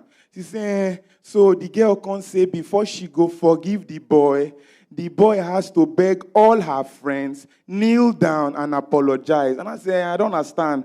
They now said, according to Lasis Elenu, are you mad? I said, oh, now the joke be this. Mama said, don't they tell me, say, are you mad? Anyway, it got there, and at that point in my life, I knew I was heading somewhere. And trust me, I've been keeping it 100 ever since. If you have any questions, please write them down and pass them to the ushers so that they can bring the questions up stage. I want to ask both of you this question. You know, you've both shared certain rough patches that you had, how certain people did not seemingly believe in this thing that you're doing. What kept you going? How did you, take that feedback, especially from loved ones? Because, it's one thing for it to be a random person, but when it's someone in your family that's telling you that they don't see this thing you're seeing, what was that thing that just kept you motivated to keep going on? Frustration. Frustration and pain.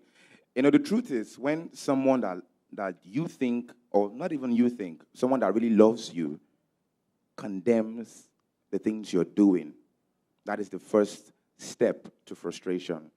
You feel like, if this person will like me, does not even see a vision or foresee certain things happening, it's just, that is the point. But another thing that keeps you going is two things. I don't know if you believe in God, but if you do, God is number one. And the second thing is yourself.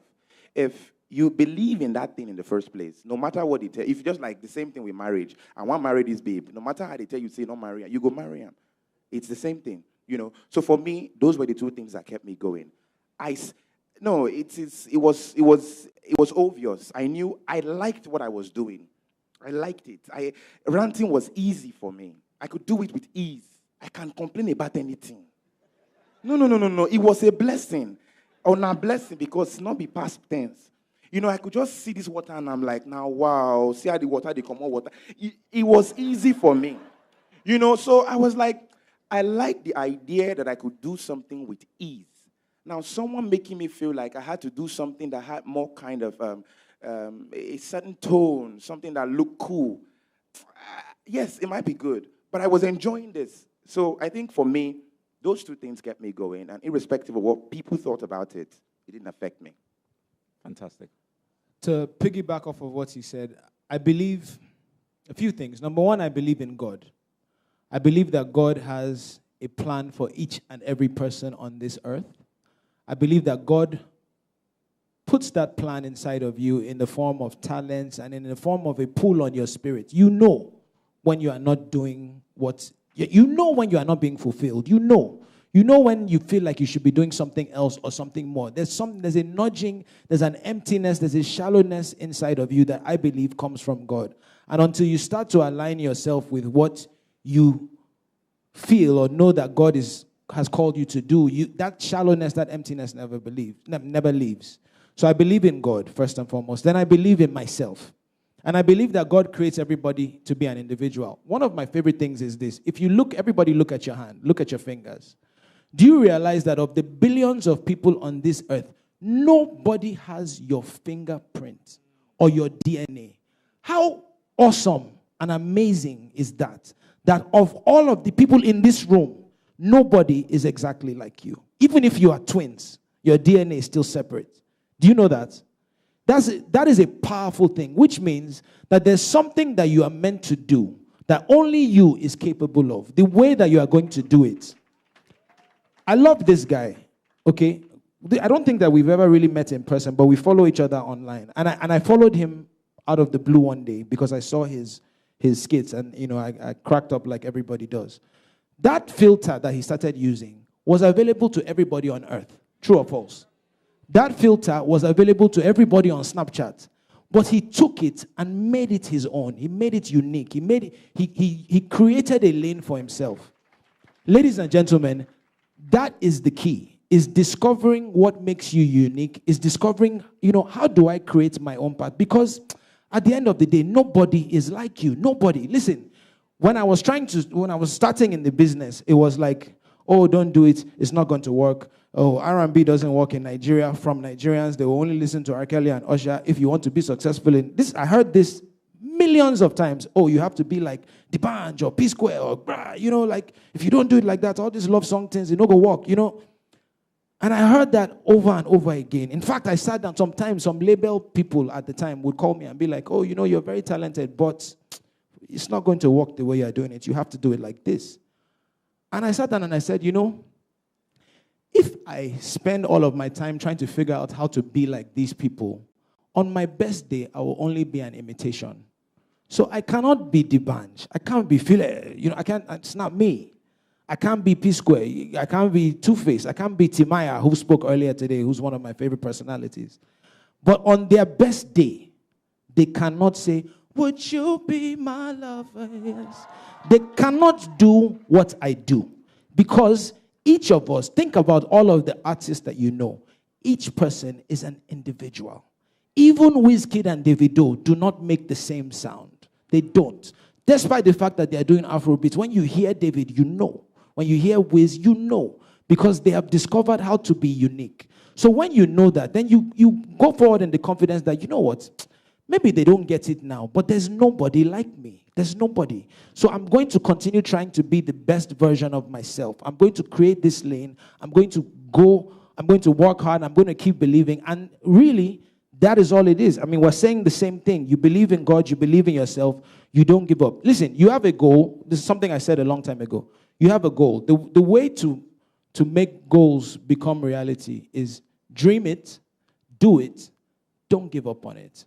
It's that simple.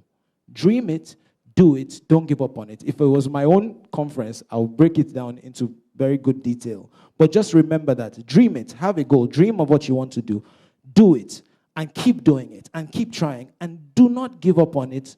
Listen, his dream, right, was to express his creativity as an artist, as a radio presenter. That didn't really work. But he was being creative, he was focused on being unique. He tried something, it seemed like it worked. Many people used that same filter and left it and moved on.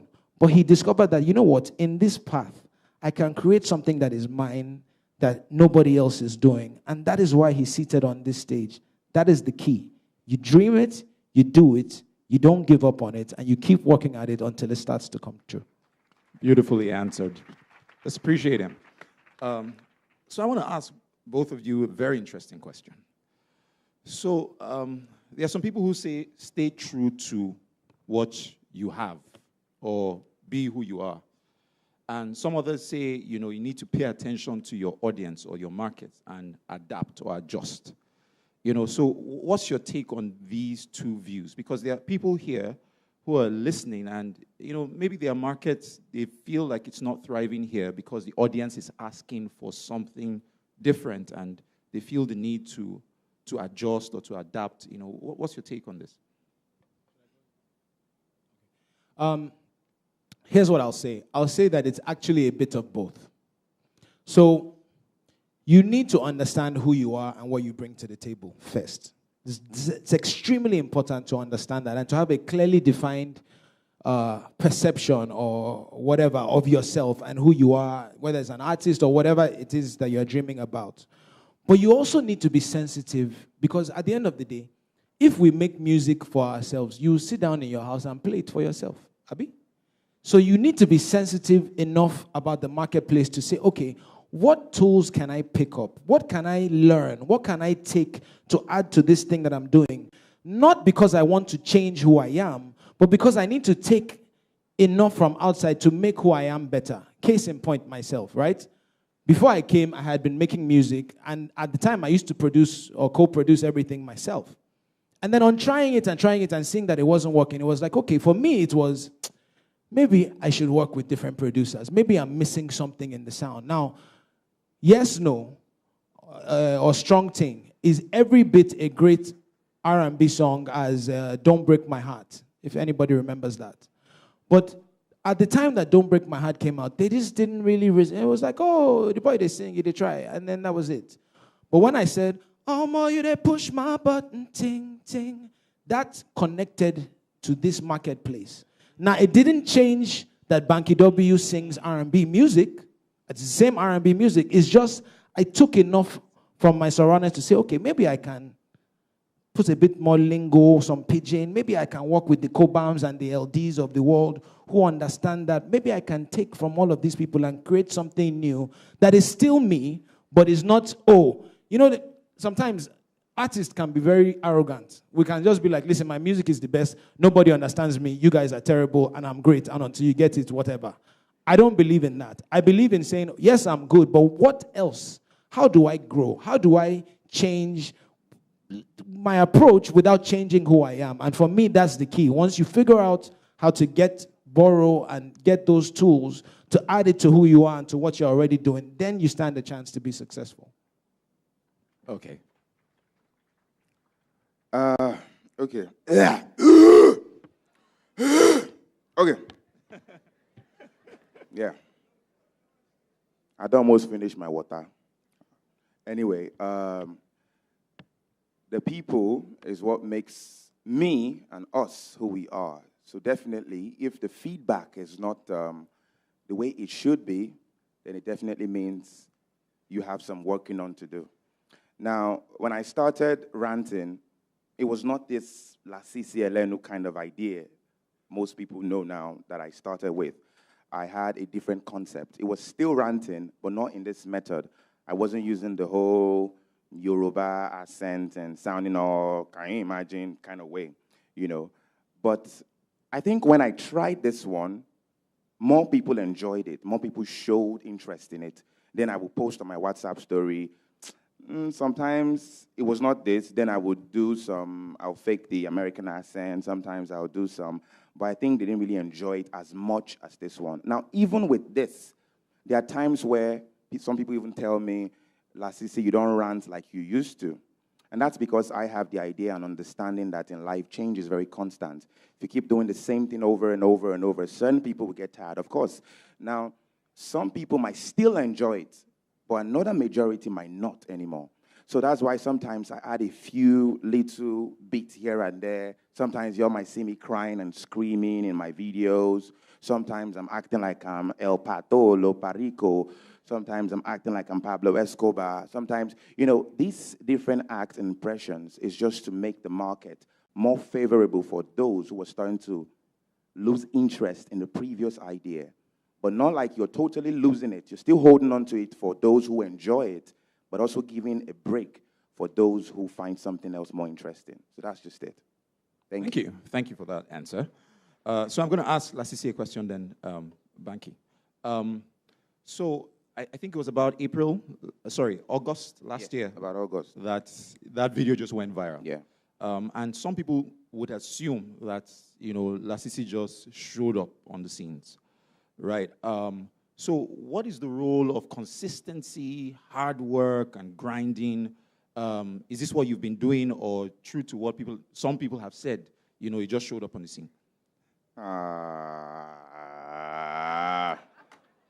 I'll marry you. Okay, no. I just remember the video did not go viral in August. It went viral in October 22nd. Now, before then, I think I would say grace really had a big part for me. As for Lasis Elenu idea, I didn't really get to stay so long before I had my breaking point, and I'm very grateful for that. But nonetheless, in that, people can give up in 4 days. Don't get me wrong. People can give up in 1 month, can give up in 2 months, you know. But before that video went viral, the video was just there sitting down on my profile, on my page. No one saw it, or yeah, a number of people did. But opportunity is key in life. I saw an opportunity. And not the opportunity to rant, the opportunity of the person who reposted my video. Now, if after my video was reposted by a number of people, and after that, nothing else happened, I would not be here today. But I saw that opportunity, that this was the time to key into every hormone in my body. I don't know what they go through. I just pity people here. If you see the way I shout, okay, I was making a rant the other day. I was in my car. Small picking just, they look me. A guy came, he was looking at me. He was not trying to understand, like, brother. I mean, shame over there. Trying to make money. You are looking at me. What's your problem? I had to start doing things I normally would not do because I saw people were waiting for me to do more.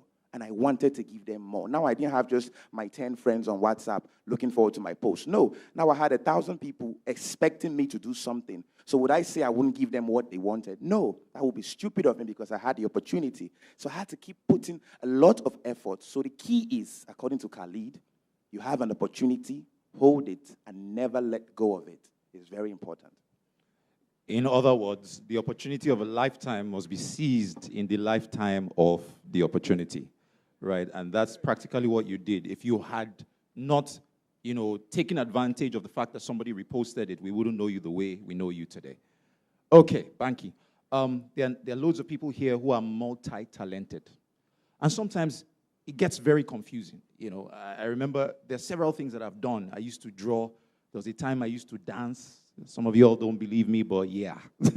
I used to rap once upon a time. Different things. I write really well. I used to sing once upon a time. But the point is, there are people like that, here. And sometimes they wonder to themselves, so which one should I chase? Is it that I do one and drop the others? Can I juggle all of them? Is there a strategy to managing multiple talents? Because I know you sing, you rap, and you used to produce, right? So how do you manage all these things? And now you act, by the way. Yeah. Yes, I'm an actor, a believable actor, Oshie. Okay, so I can identify with that because all my life I was deemed or termed as multi-talented. So in school I was singing, I was acting, I was playing football, I was still getting good grades. I was all over the place. And so yes, it is challenging trying to decide. Now this is what I'll tell you. See, advice is advice. So do what works for you and what you believe. So even what I'm saying, take it, sit on it, meditate on it, and then decide what makes sense for you. Because what worked for me may not necessarily be what works for you. The point of this entire thing is to create your own unique path and do it the way that makes sense, that works for you.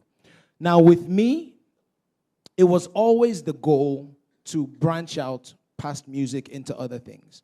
And the reason is, one of my favorite scriptures in the Bible is the one about the talents. You guys know the story about the talents in the Bible, right? So somebody, his master gave him 10, somebody the master gave him 5, somebody the master gave him 1. And the guy with 10 talents did what? He invested it, he used the talents and came back with more. The guy with 5 did the same thing.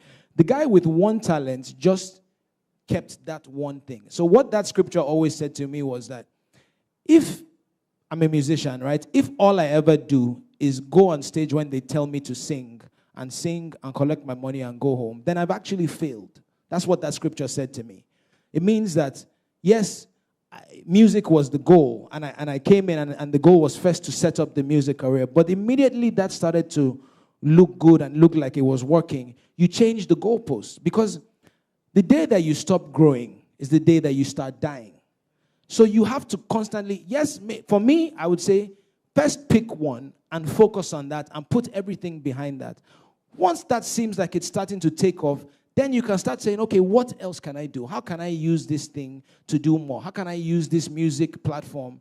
We called it Empire Mates Entertainment for a reason, because we wanted to build an empire. And that empire is not, you don't build an empire just being an artist that comes to sing and go home.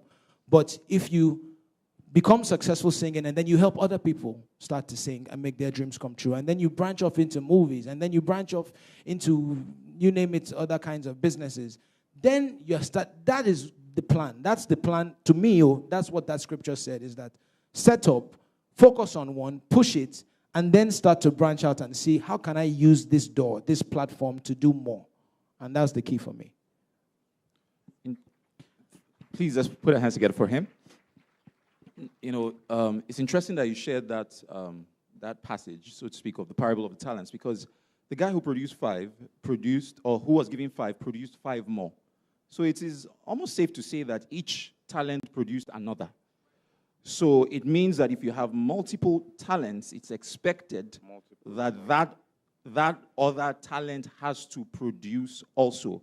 But what Banky is saying is that sometimes you just need to launch out with one, gain some level of momentum, and then you can branch out, into others. I remember I received, for lack of a better word, my deliverance when I heard Ali Baba.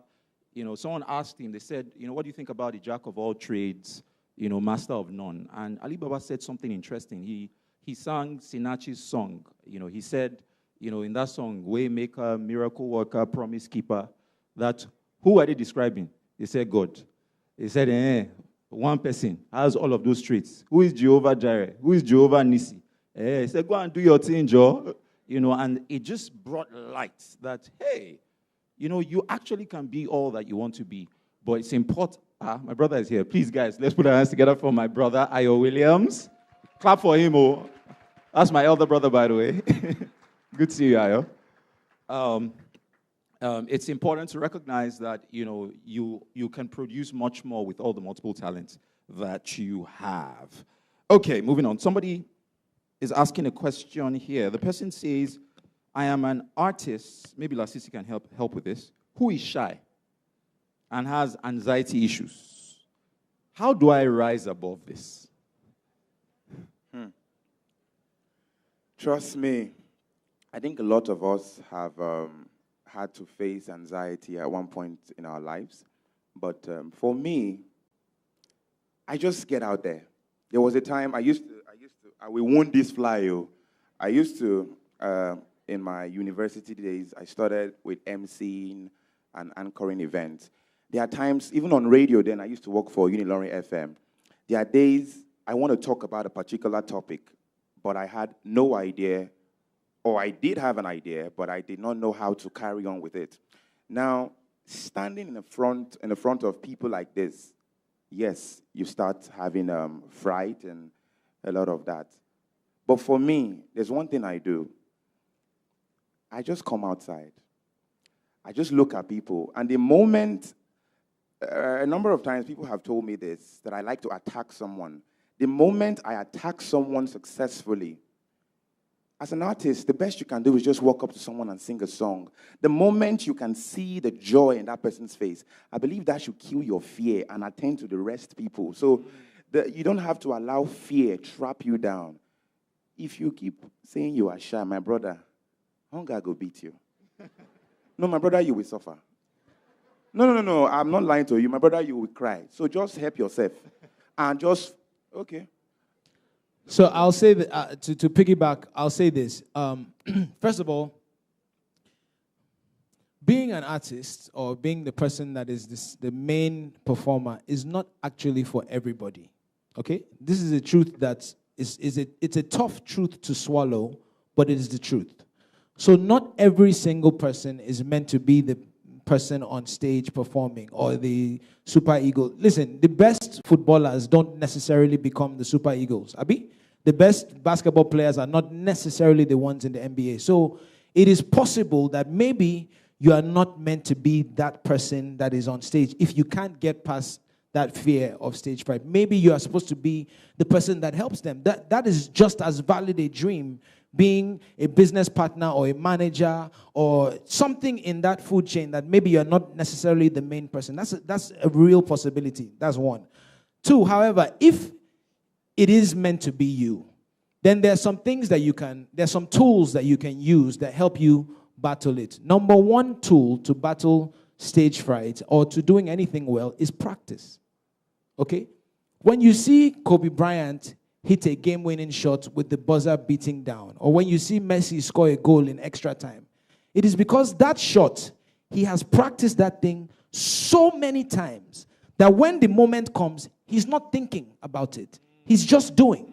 There's a book called Outliers by Malcolm Gladwell.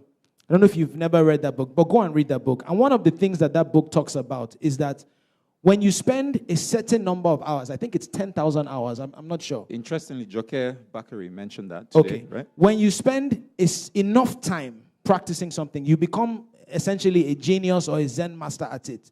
So Michael Jordan spent so much time practicing to be a great basketball player that when it was time, it was second nature.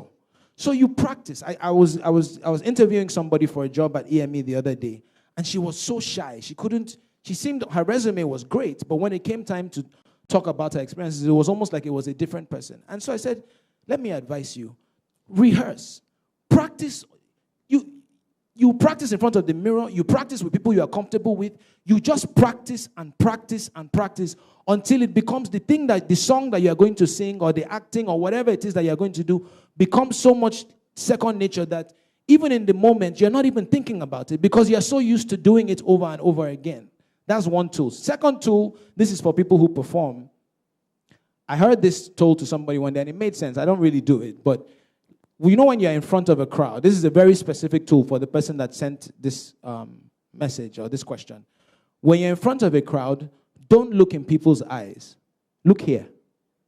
Look at their forehead. Look at their hairline. Look at their hairstyles. Because right now, I'm actually not looking at anybody. Right? But you can't tell. Because I'm looking at your hair. This one is bald like me. Oh, this one has nice. So focus on that. You've practiced, you're ready to go. And then don't look in the eyes. Because if you do that, if you are not confident enough, you will tie your success to the energy that you're receiving back. And that's a dangerous place to be. Because what if somebody... God bless you for appreciating that. But what if somebody in the crowd is bitter or had a rough day or doesn't like your face or whatever? You will now depend on whether the person is smiling and nodding to encourage you or not. You can't do that. So remove yourself from that and just look above. Look at the hairline, look at the hair, and deliver the thing that you have practiced over and over again. Then it will almost feel like you're not even talking to anybody, right? Or singing or whatever it is that you're doing. You are now operating on a different level, but to your audience, it looks like you are spot on. So that's a tool that you can use if you hopefully that helps you. Yeah. Invariably, you're saying, people, repetition enhances retention. You have to keep doing it until, it becomes like your default nature. Beautiful. So somebody here says that some of these things you are saying, they are sweet, but money is very necessary. Mm-hmm. That, for somebody who is young out there, they don't have any money, but they have a dream. Is that dream possible without money? Can they start? This is actually a very simple answer. Ladies and gentlemen, nobody on this stage had money to start. Nobody. That is the God's honest truth. People don't want to believe that. But it is the truth. This man did not have money before he started doing what he's doing. I didn't. I'm sure, I don't know your story, but I'm sure that listen, nobody has money. Nobody has connections. You just start. It's like what I said earlier. That is I'm sorry, but it's not a valid excuse because nobody that is successful, nobody. Look, think of all of the artists in this country. Think of Wizkid. Wizkid used to walk from Surulere to Ikeja because he didn't have enough money for transport, all because he wanted to be in the studio. I like to use this example of Wiz. Wiz, right, is probably one of the fastest songwriters I've ever met in my life. Wiz is one of the fastest songwriters. I'm a writer. I take my time. I like to listen to it, go back, try it. Wiz, and actually the other person that's like this is Timaya. But I know Wiz's story because Wiz was showing up in studio upon studio. Just, he didn't have money for a session, right? So he would just hang around until maybe at the end of the night, they'll say, oh yeah, come, Smalley, oh yeah, enter boots, oh yeah, sing something. So he had to put himself in a position so that if they even wanted to have mercy on him and give him 20 minutes to record, he's ready to record immediately. He doesn't have time. He doesn't have the money for a 6-hour session. So he's just there waiting for 20, 30 minutes, right? So what did he do? He practiced Jay-Z. Jay-Z famously doesn't write raps down. Do you know why? Because when he was on the street selling drugs, he didn't have the opportunity to stop and beat. So he had to write raps in his head and go over it over and over again. So that the day that he gets into a studio, it's just like, boom, okay, it's to rap, I'll rap immediately and keep it moving. So nobody has money, guys. Nobody has money. Nobody has connections. But if you do not, see, if you sit in your room, Jesus Christ is not going to physically come down and take you in your room and put you on a mountaintop. You have to get out of your house. You have to take the first step. You have to. People come to me all the time, oh, I don't have connections, I don't have money. I say, okay, but do they know you in your school? Does the local DJ in your neighborhood play your songs? That club that is in that corner spot around the corner from your house, have you gone there and offered to the manager to say, okay, I'll sing for free? Have you done that? You have to take the first steps. You have to. It is in that God, once God sees you faithful in little, he will give you more. He will start to bring helpers to help you reach your destiny. But if you sit down and say, oh, I don't have money to make my dream come true, your dream will never come true. Never. Beautiful. Guys, let's put our hands together for Banky W for that answer. You know, when you hear stories like this, it just makes you wonder. Talking about Wizkid and him hanging out in the studio, waiting for that opportunity. There are people who want to be like him, but they are at home. What he's saying is that the opportunity is not at home. It is out there. You may not be in the right position, but make sure you're in the right location where your dream can see the light of day. Right? If you want to clap, please clap well.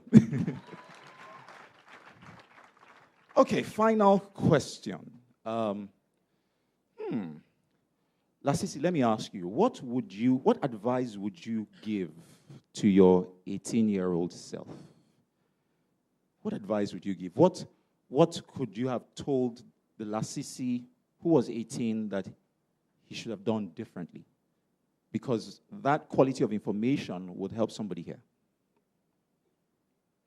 18-year-old me, I got a bad guy. Well, my 18-year-old me, honestly, I would just tell him the same thing that I probably did at the same time, which is just believe in yourself, keep working hard, because I honestly don't think I want to do anything differently. I enjoyed my 18 year, but a lot of times people think we are too young, or they are too young to break certain barriers or boundaries, and that is a big lie, a resounding lie. You can be 18-year-old and the whole Nigeria will love you for something.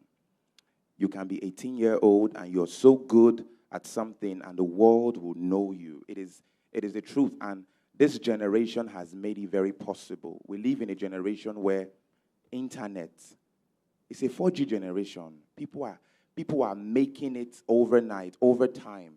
So trust me, all I can say is if you're young, you're hopeful, I want to add something to what Banky said. Let's not forget, it's not everybody here that wants to be an artist or an actor or a comedian. There are other things you want to do that you think you require money. But trust me, if you start it, then you can have the opportunity for people to see what you're doing and decide to assist you. So just be happy, enjoy yourself. God bless you. Amen. You will not say amen now. Look at that one, it's already sleeping. Can you imagine? Two people are serious like this, giving you something to munch on. I forgive you. Wow. Banky, how about you? Same question? Yeah, same question. Okay. The advice that I would give, I'm going to make it twofold. One is echoing everything my brother just said, which is believe in God, believe in yourself, don't give up on God, and don't give up on yourself. That's the most important thing that I can tell you. The other thing, though, since we have this audience, is I want to touch on something that I think is very important. Now, there are two forces that can stand in the way of you achieving your dreams. One is internal, right? That fear of failure, that fear of am I good enough? And a lot of that we've addressed today in terms of just believing in God and believing in yourself. The other one is external. You know, I don't have money, the environment is tough, and things of that nature. And I want to speak about the external environment of Nigeria very briefly. This is a bit of a departure, but I want to speak about this because I think it's very important. Guys, I sit with young people all the time. If it's to point out how tough it is to make things work in Nigeria, where professionals are doing that, right? Something is wrong with Nigeria, we can point it out.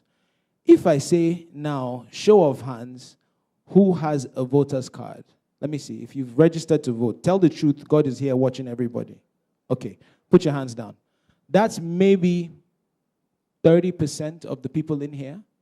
Guys, see, a better country would make it easier for you to pursue your dreams, right? If you didn't have to struggle with not having light, if you didn't have to go on the road and SARS is beating you or collecting bribe from you, a better country would make it easier for you to chase the journey that you want to chase. Now, the problem with young people is that we've gotten to this place in Nigeria where we're content with how it is, that we just want to complain. So the president says youth are lazy, and we go crazy. Absolutely crazy on social media. Hey, this, that. Even I posted about it. But then what you realize is that the only way to sway policy, the only way to get a country, any country in this world, to work better for your interest is if you have a lot of money or a lot of numbers. A lot of money or a lot of numbers. We don't have the money that our leaders have, but we have the numbers. But we don't take advantage of it. So we don't register to vote, we don't show up to vote, but we just complain and complain and complain. Guess what? Complaining does nothing. Nigeria will never change if we remain like this. Everybody has to determine that, you know what? The very first step as a citizen in making Nigeria better is saying, you know what? I'm going to go and be counted. Because when you don't, right, you make it easier for people to rig elections. Because if I say there are 100 people in this room, and I make an allotment for 100 people to vote, and one person shows up, guess what? I'm free to do what I want with the other 99. But if out of that 100, 80, 90 people show up, how much rigging can I actually do? We need to get to the place in this country where the right kind of people are even allowed to contest in the first place. But the only way that happens is if each and every one of us stands up to be counted. I'm not going to tell you who to vote for.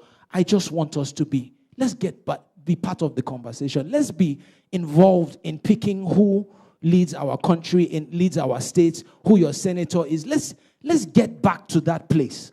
Because that is the only way that countries improve.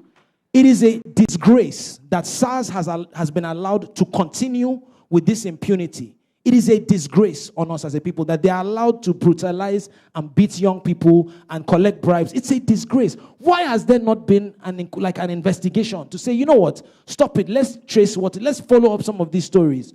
Why? Because the people who it concerns don't even vote. So they don't owe us any explanation. So they will continue dealing with the telecoms and the bank and the people that, that sway them. And the issues that concern you and I, they will never care about. So please, while we say we're going to chase our dreams and all of that, it will be infinitely easier with a better environment. And this is probably the very first step in each of us playing a role in making this environment better for ourselves and our children. Please, ladies and gentlemen, please, please, please, don't just clap.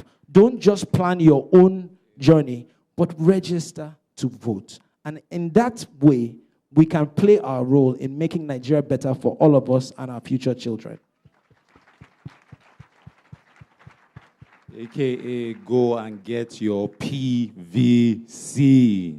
right? A permanent voter's card.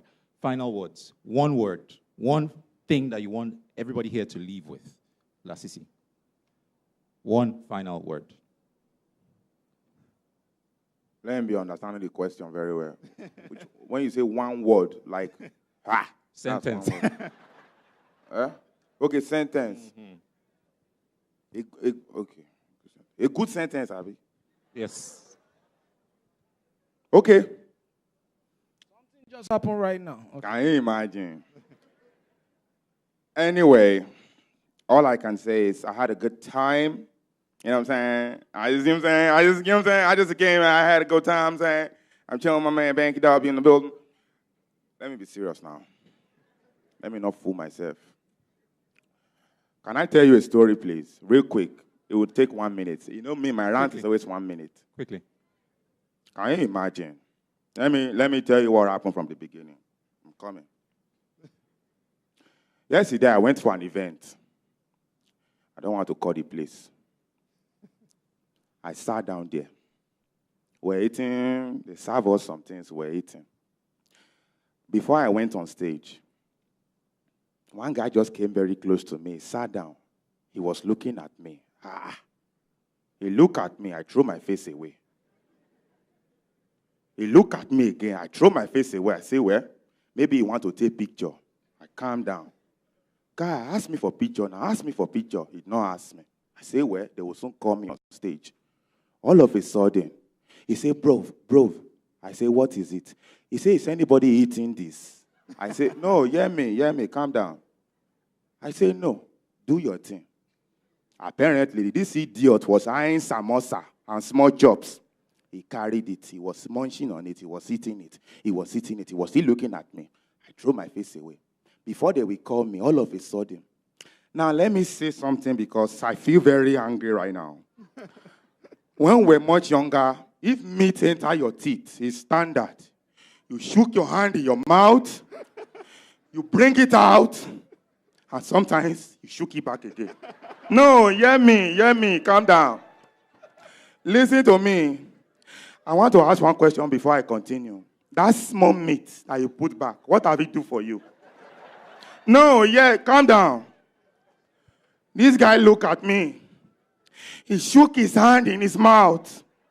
He removed the meat. He eyed it, he looked at it. As if he even put it back in his mouth. I will not be angry. This idiot asked me. He said, bros, now meat have been onions. Are you mad? Can you imagine? Ladies and gentlemen, I'm happy to be here today. And I want to say thank you for having me. It feels good. It's an honor that someone like me who started just last year will be opportune to sit down in the front of lovely people like you and give a speech. I am honored and I am thankful. Thank you very much. Thank you, Lasis. And since Lasis ranted, would we love to hear Banky W just... Oh, I want to say, this is what I want to say. Yeah, before. Wait first, let me finish. I want to say this. One of my favorite sayings is the one about the graveyard being the richest place on earth. And it's so profound and so true. And I know you've probably heard it before, but it's true. The graveyard is the richest place on earth because so many people die with their dreams in their heads. Guys, the prayer is that, people pray for long life all the time. But the prayer should be that you have a long life and that you die empty. Live long, but die empty. And even if you don't yet see the end of the road or you don't see where you're going, the reward is in the journey. It's in the trying. It's in the trial and error. It's in the attempt. It's in the steps that you take. If you do not start taking the steps, sometimes God can redirect your path a little bit. Like what happened to Lasis, Abi? He wanted to express himself to people. Maybe he thought it was going to start. And maybe it still will be with music and on radio and so on and so forth. But he started. And he started trying. And eventually things started to fall into place. So guys, live long, but die empty. Everything that is in your heart that you want to try, just try. take the first step. Nobody that you see on TV, nobody that you see in a place of success started there. Nobody starts with money or connections or a network. Nobody starts with an endorsement deal. You just start. Dream big, start small, and never let small minds tell you that your dreams are too big. Live long and die empty. These guys deserve a round of applause. Please, let's put our hands together for them. Banky, they're waiting. Do you guys want Banky to sing?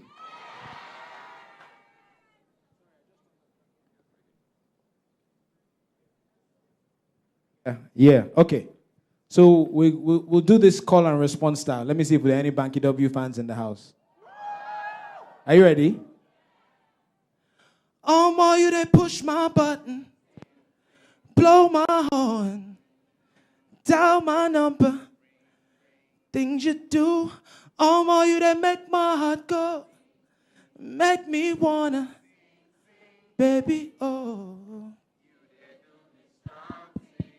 Strong thing. Should we try another one? Let's try another one.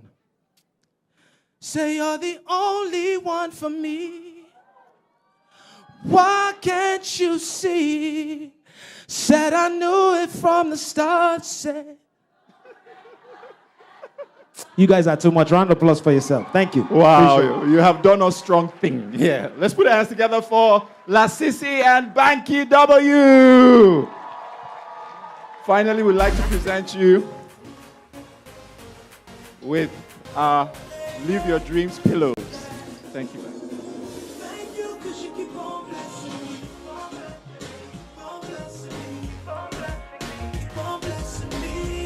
Please, can we turn down the volume? It's one at a time. One at a time.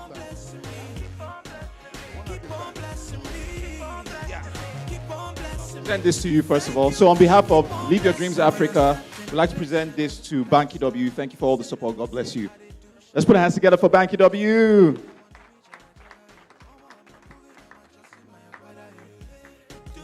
We noticed that the number of photographers have Lasis. suddenly increased. Lasis, thank you for ranting about things that a lot of people wished they had had the opportunity to rant about. Thank you very much for being a blessing to us on this platform.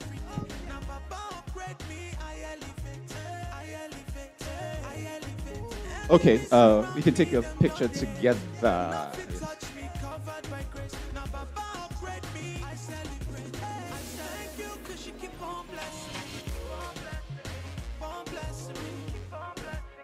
That's picture one. Roll up.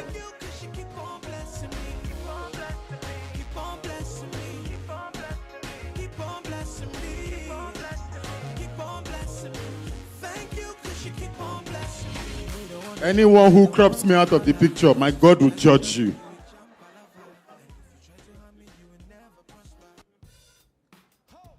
Okay, I'm sure. Okay, selfie generation. Yeah. Thank you for coming. Ladies and gentlemen, please give it up for Banky W and Lasis Elenu.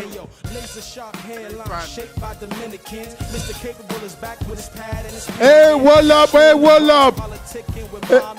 Hey. Security, please. Please, whatever you do, take only a picture. Don't put your hand in Banky's pocket. Thank you very much. I'm watching you carefully. Security, please help me watch.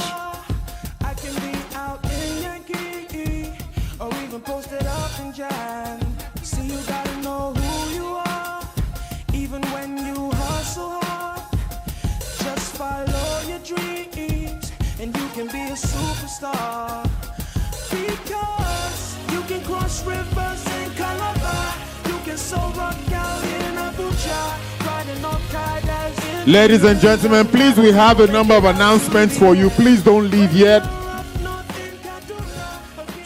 Please drop the music. Drop the music. You see, if people will not encourage Banky W to come back a second time. Calm down. Calm down. You are not hearing. All right. Ladies and gentlemen, please note that if you go to the back and meet Daniel, you can download all the sessions we had today all 4 panel sessions and play the messages over and over again. Now, there were a number of promos done on Instagram with the LYD Africa handle, and we have some winners. We'd like to announce the winners because if you do not pick up your prizes here today, you are going to forfeit them. All right? So at Nena_Nick, you have won 1 shawarma, 1 drink, and 1 free book by Bankole Williams, Engaged to a Job I Hate. That's at Nena_Nick. At Oyani Signature, you've also won 1 shawarma, 1 drink, and 1 free book, courtesy of Bankole Williams. The shawarma and the drinks are courtesy Megabyte Shawarma. We also have another winner at BB_Doe. At BB_Doe, you've won 2 glasses of Chapman. Obviously, it can be packaged, so you need to pick it right up.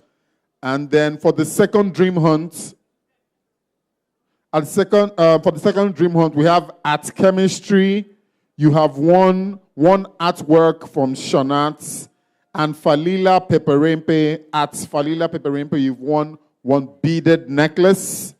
The third dream hunts, the winners are at J_J.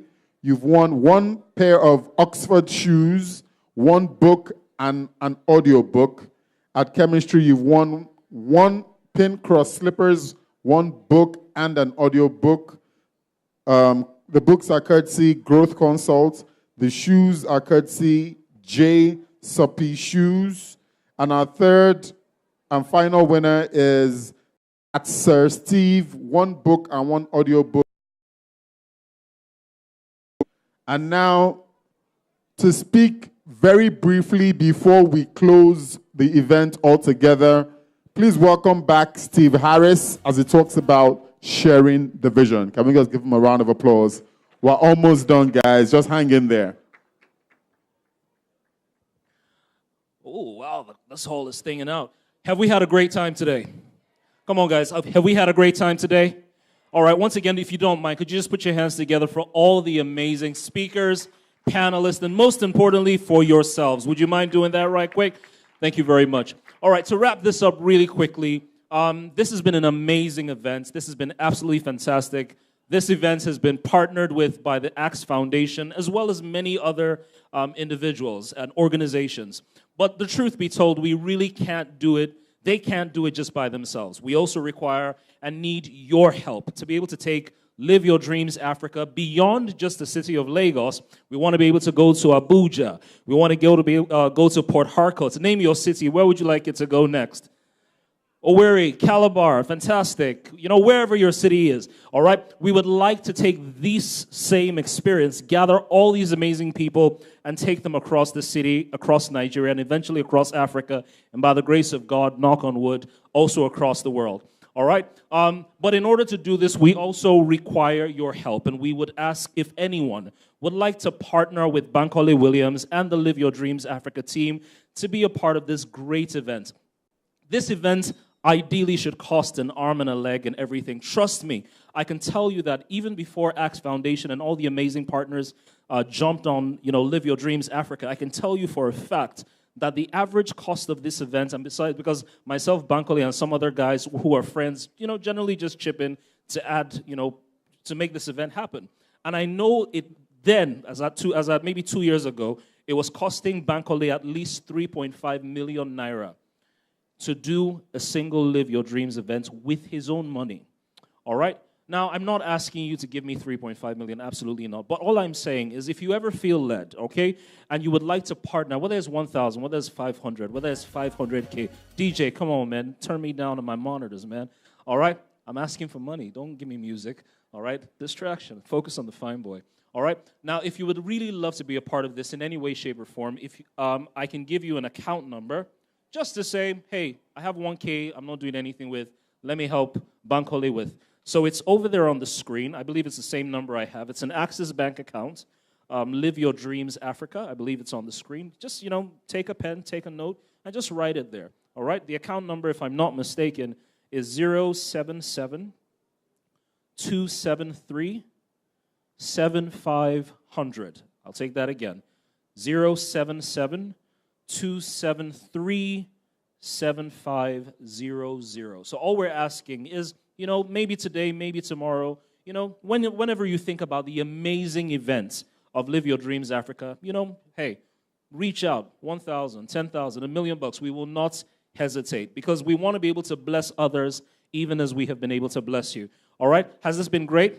All right, please, once again, if you don't mind, just appreciate Bankole Williams for this amazing, amazing event. All right, have we had a great time? I don't know about you, but I've definitely had a great time, and I can't wait for Live Your Dreams Africa 7 in 2019. And if you guys follow what Steve said, hey, it won't only be Lagos. All right, we'll be in your hometown. Yeah, very, very soon. There are 36 states and the Federal Capital Territory waiting for us to conquer, okay? My name is Akin Adesaji. It's been my honor to be your host for the 6th consecutive time.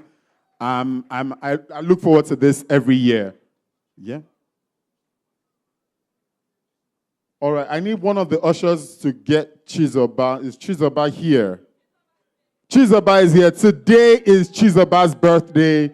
He leads our traffic and security unit, and we are going to celebrate him. All right?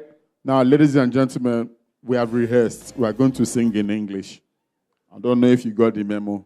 I don't know what version you've been practicing. We're going to celebrate this guy. So, ladies and gentlemen, everyone, please chip in the classic birthday song. Happy birthday. Sing.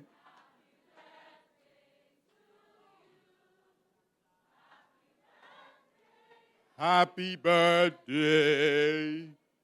Happy birthday to you. Happy birthday, Chizoba. We thank you, we appreciate you, and celebrate you for all that you do on this team.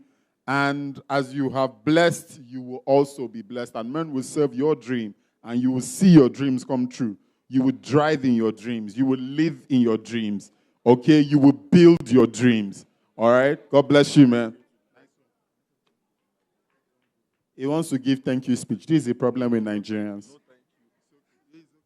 All right, thank you, everybody. This feels so good. Thank you so much. But I won't end without saying thank you to the Tech Zone group. Those guys are amazing. They've made our work so easy today. So please, let's appreciate them. Thank you, everybody. We'll do this again and again and again and again. Thank you so much.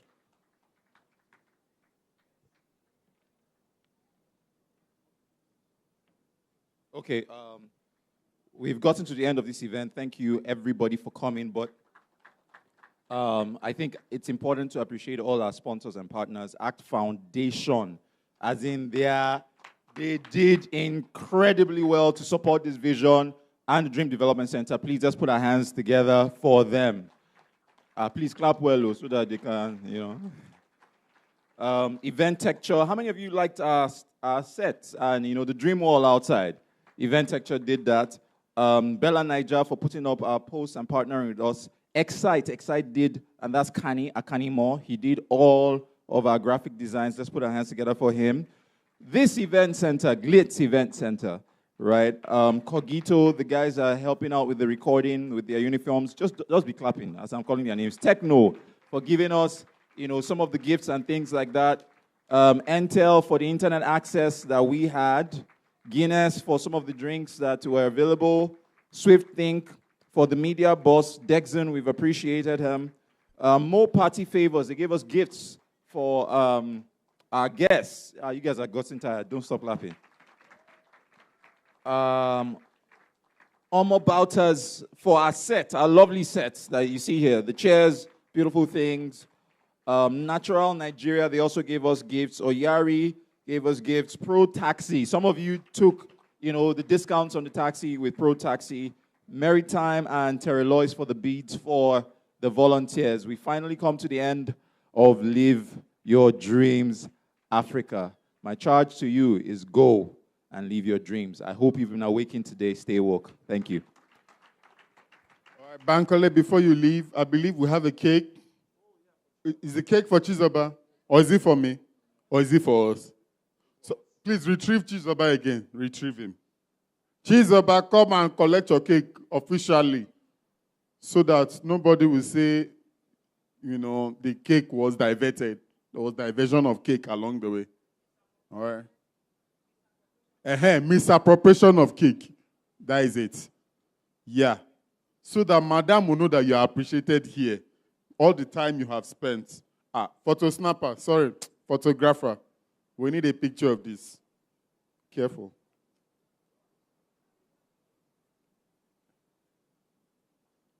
All right, so everybody say happy birthday, Chizoba, one more time. We so much love you. Thank you. You've already given your acceptance speech. I'm not getting another one. It's only one time. That is it. He never expired it. He never expired it. Okay, ladies and gentlemen, this man standing right here is my Oga. When I set out to start emceeing, Bankole linked me with him, and he tutored me, and the things I learned were things I learned to fly was through him, and he has done this for 6 years, and we really, really want to appreciate him. So please start clapping as I present to Mr. Akinyade Soji this amazing park. We appreciate all that you've done for Live Your Dreams Africa. We cannot thank you enough. We cannot pay you enough, but please accept our accolades. Thank you. Thank you. And my name is on it, so it's not as if there was one left over. They said, let's give him. Yeah, it's actually my own. Don't beg me for it. Thank you. Thank you, Bankole. Thank you, guys. God bless you. Drive safe. And man, you must beat Chelsea. Thank you.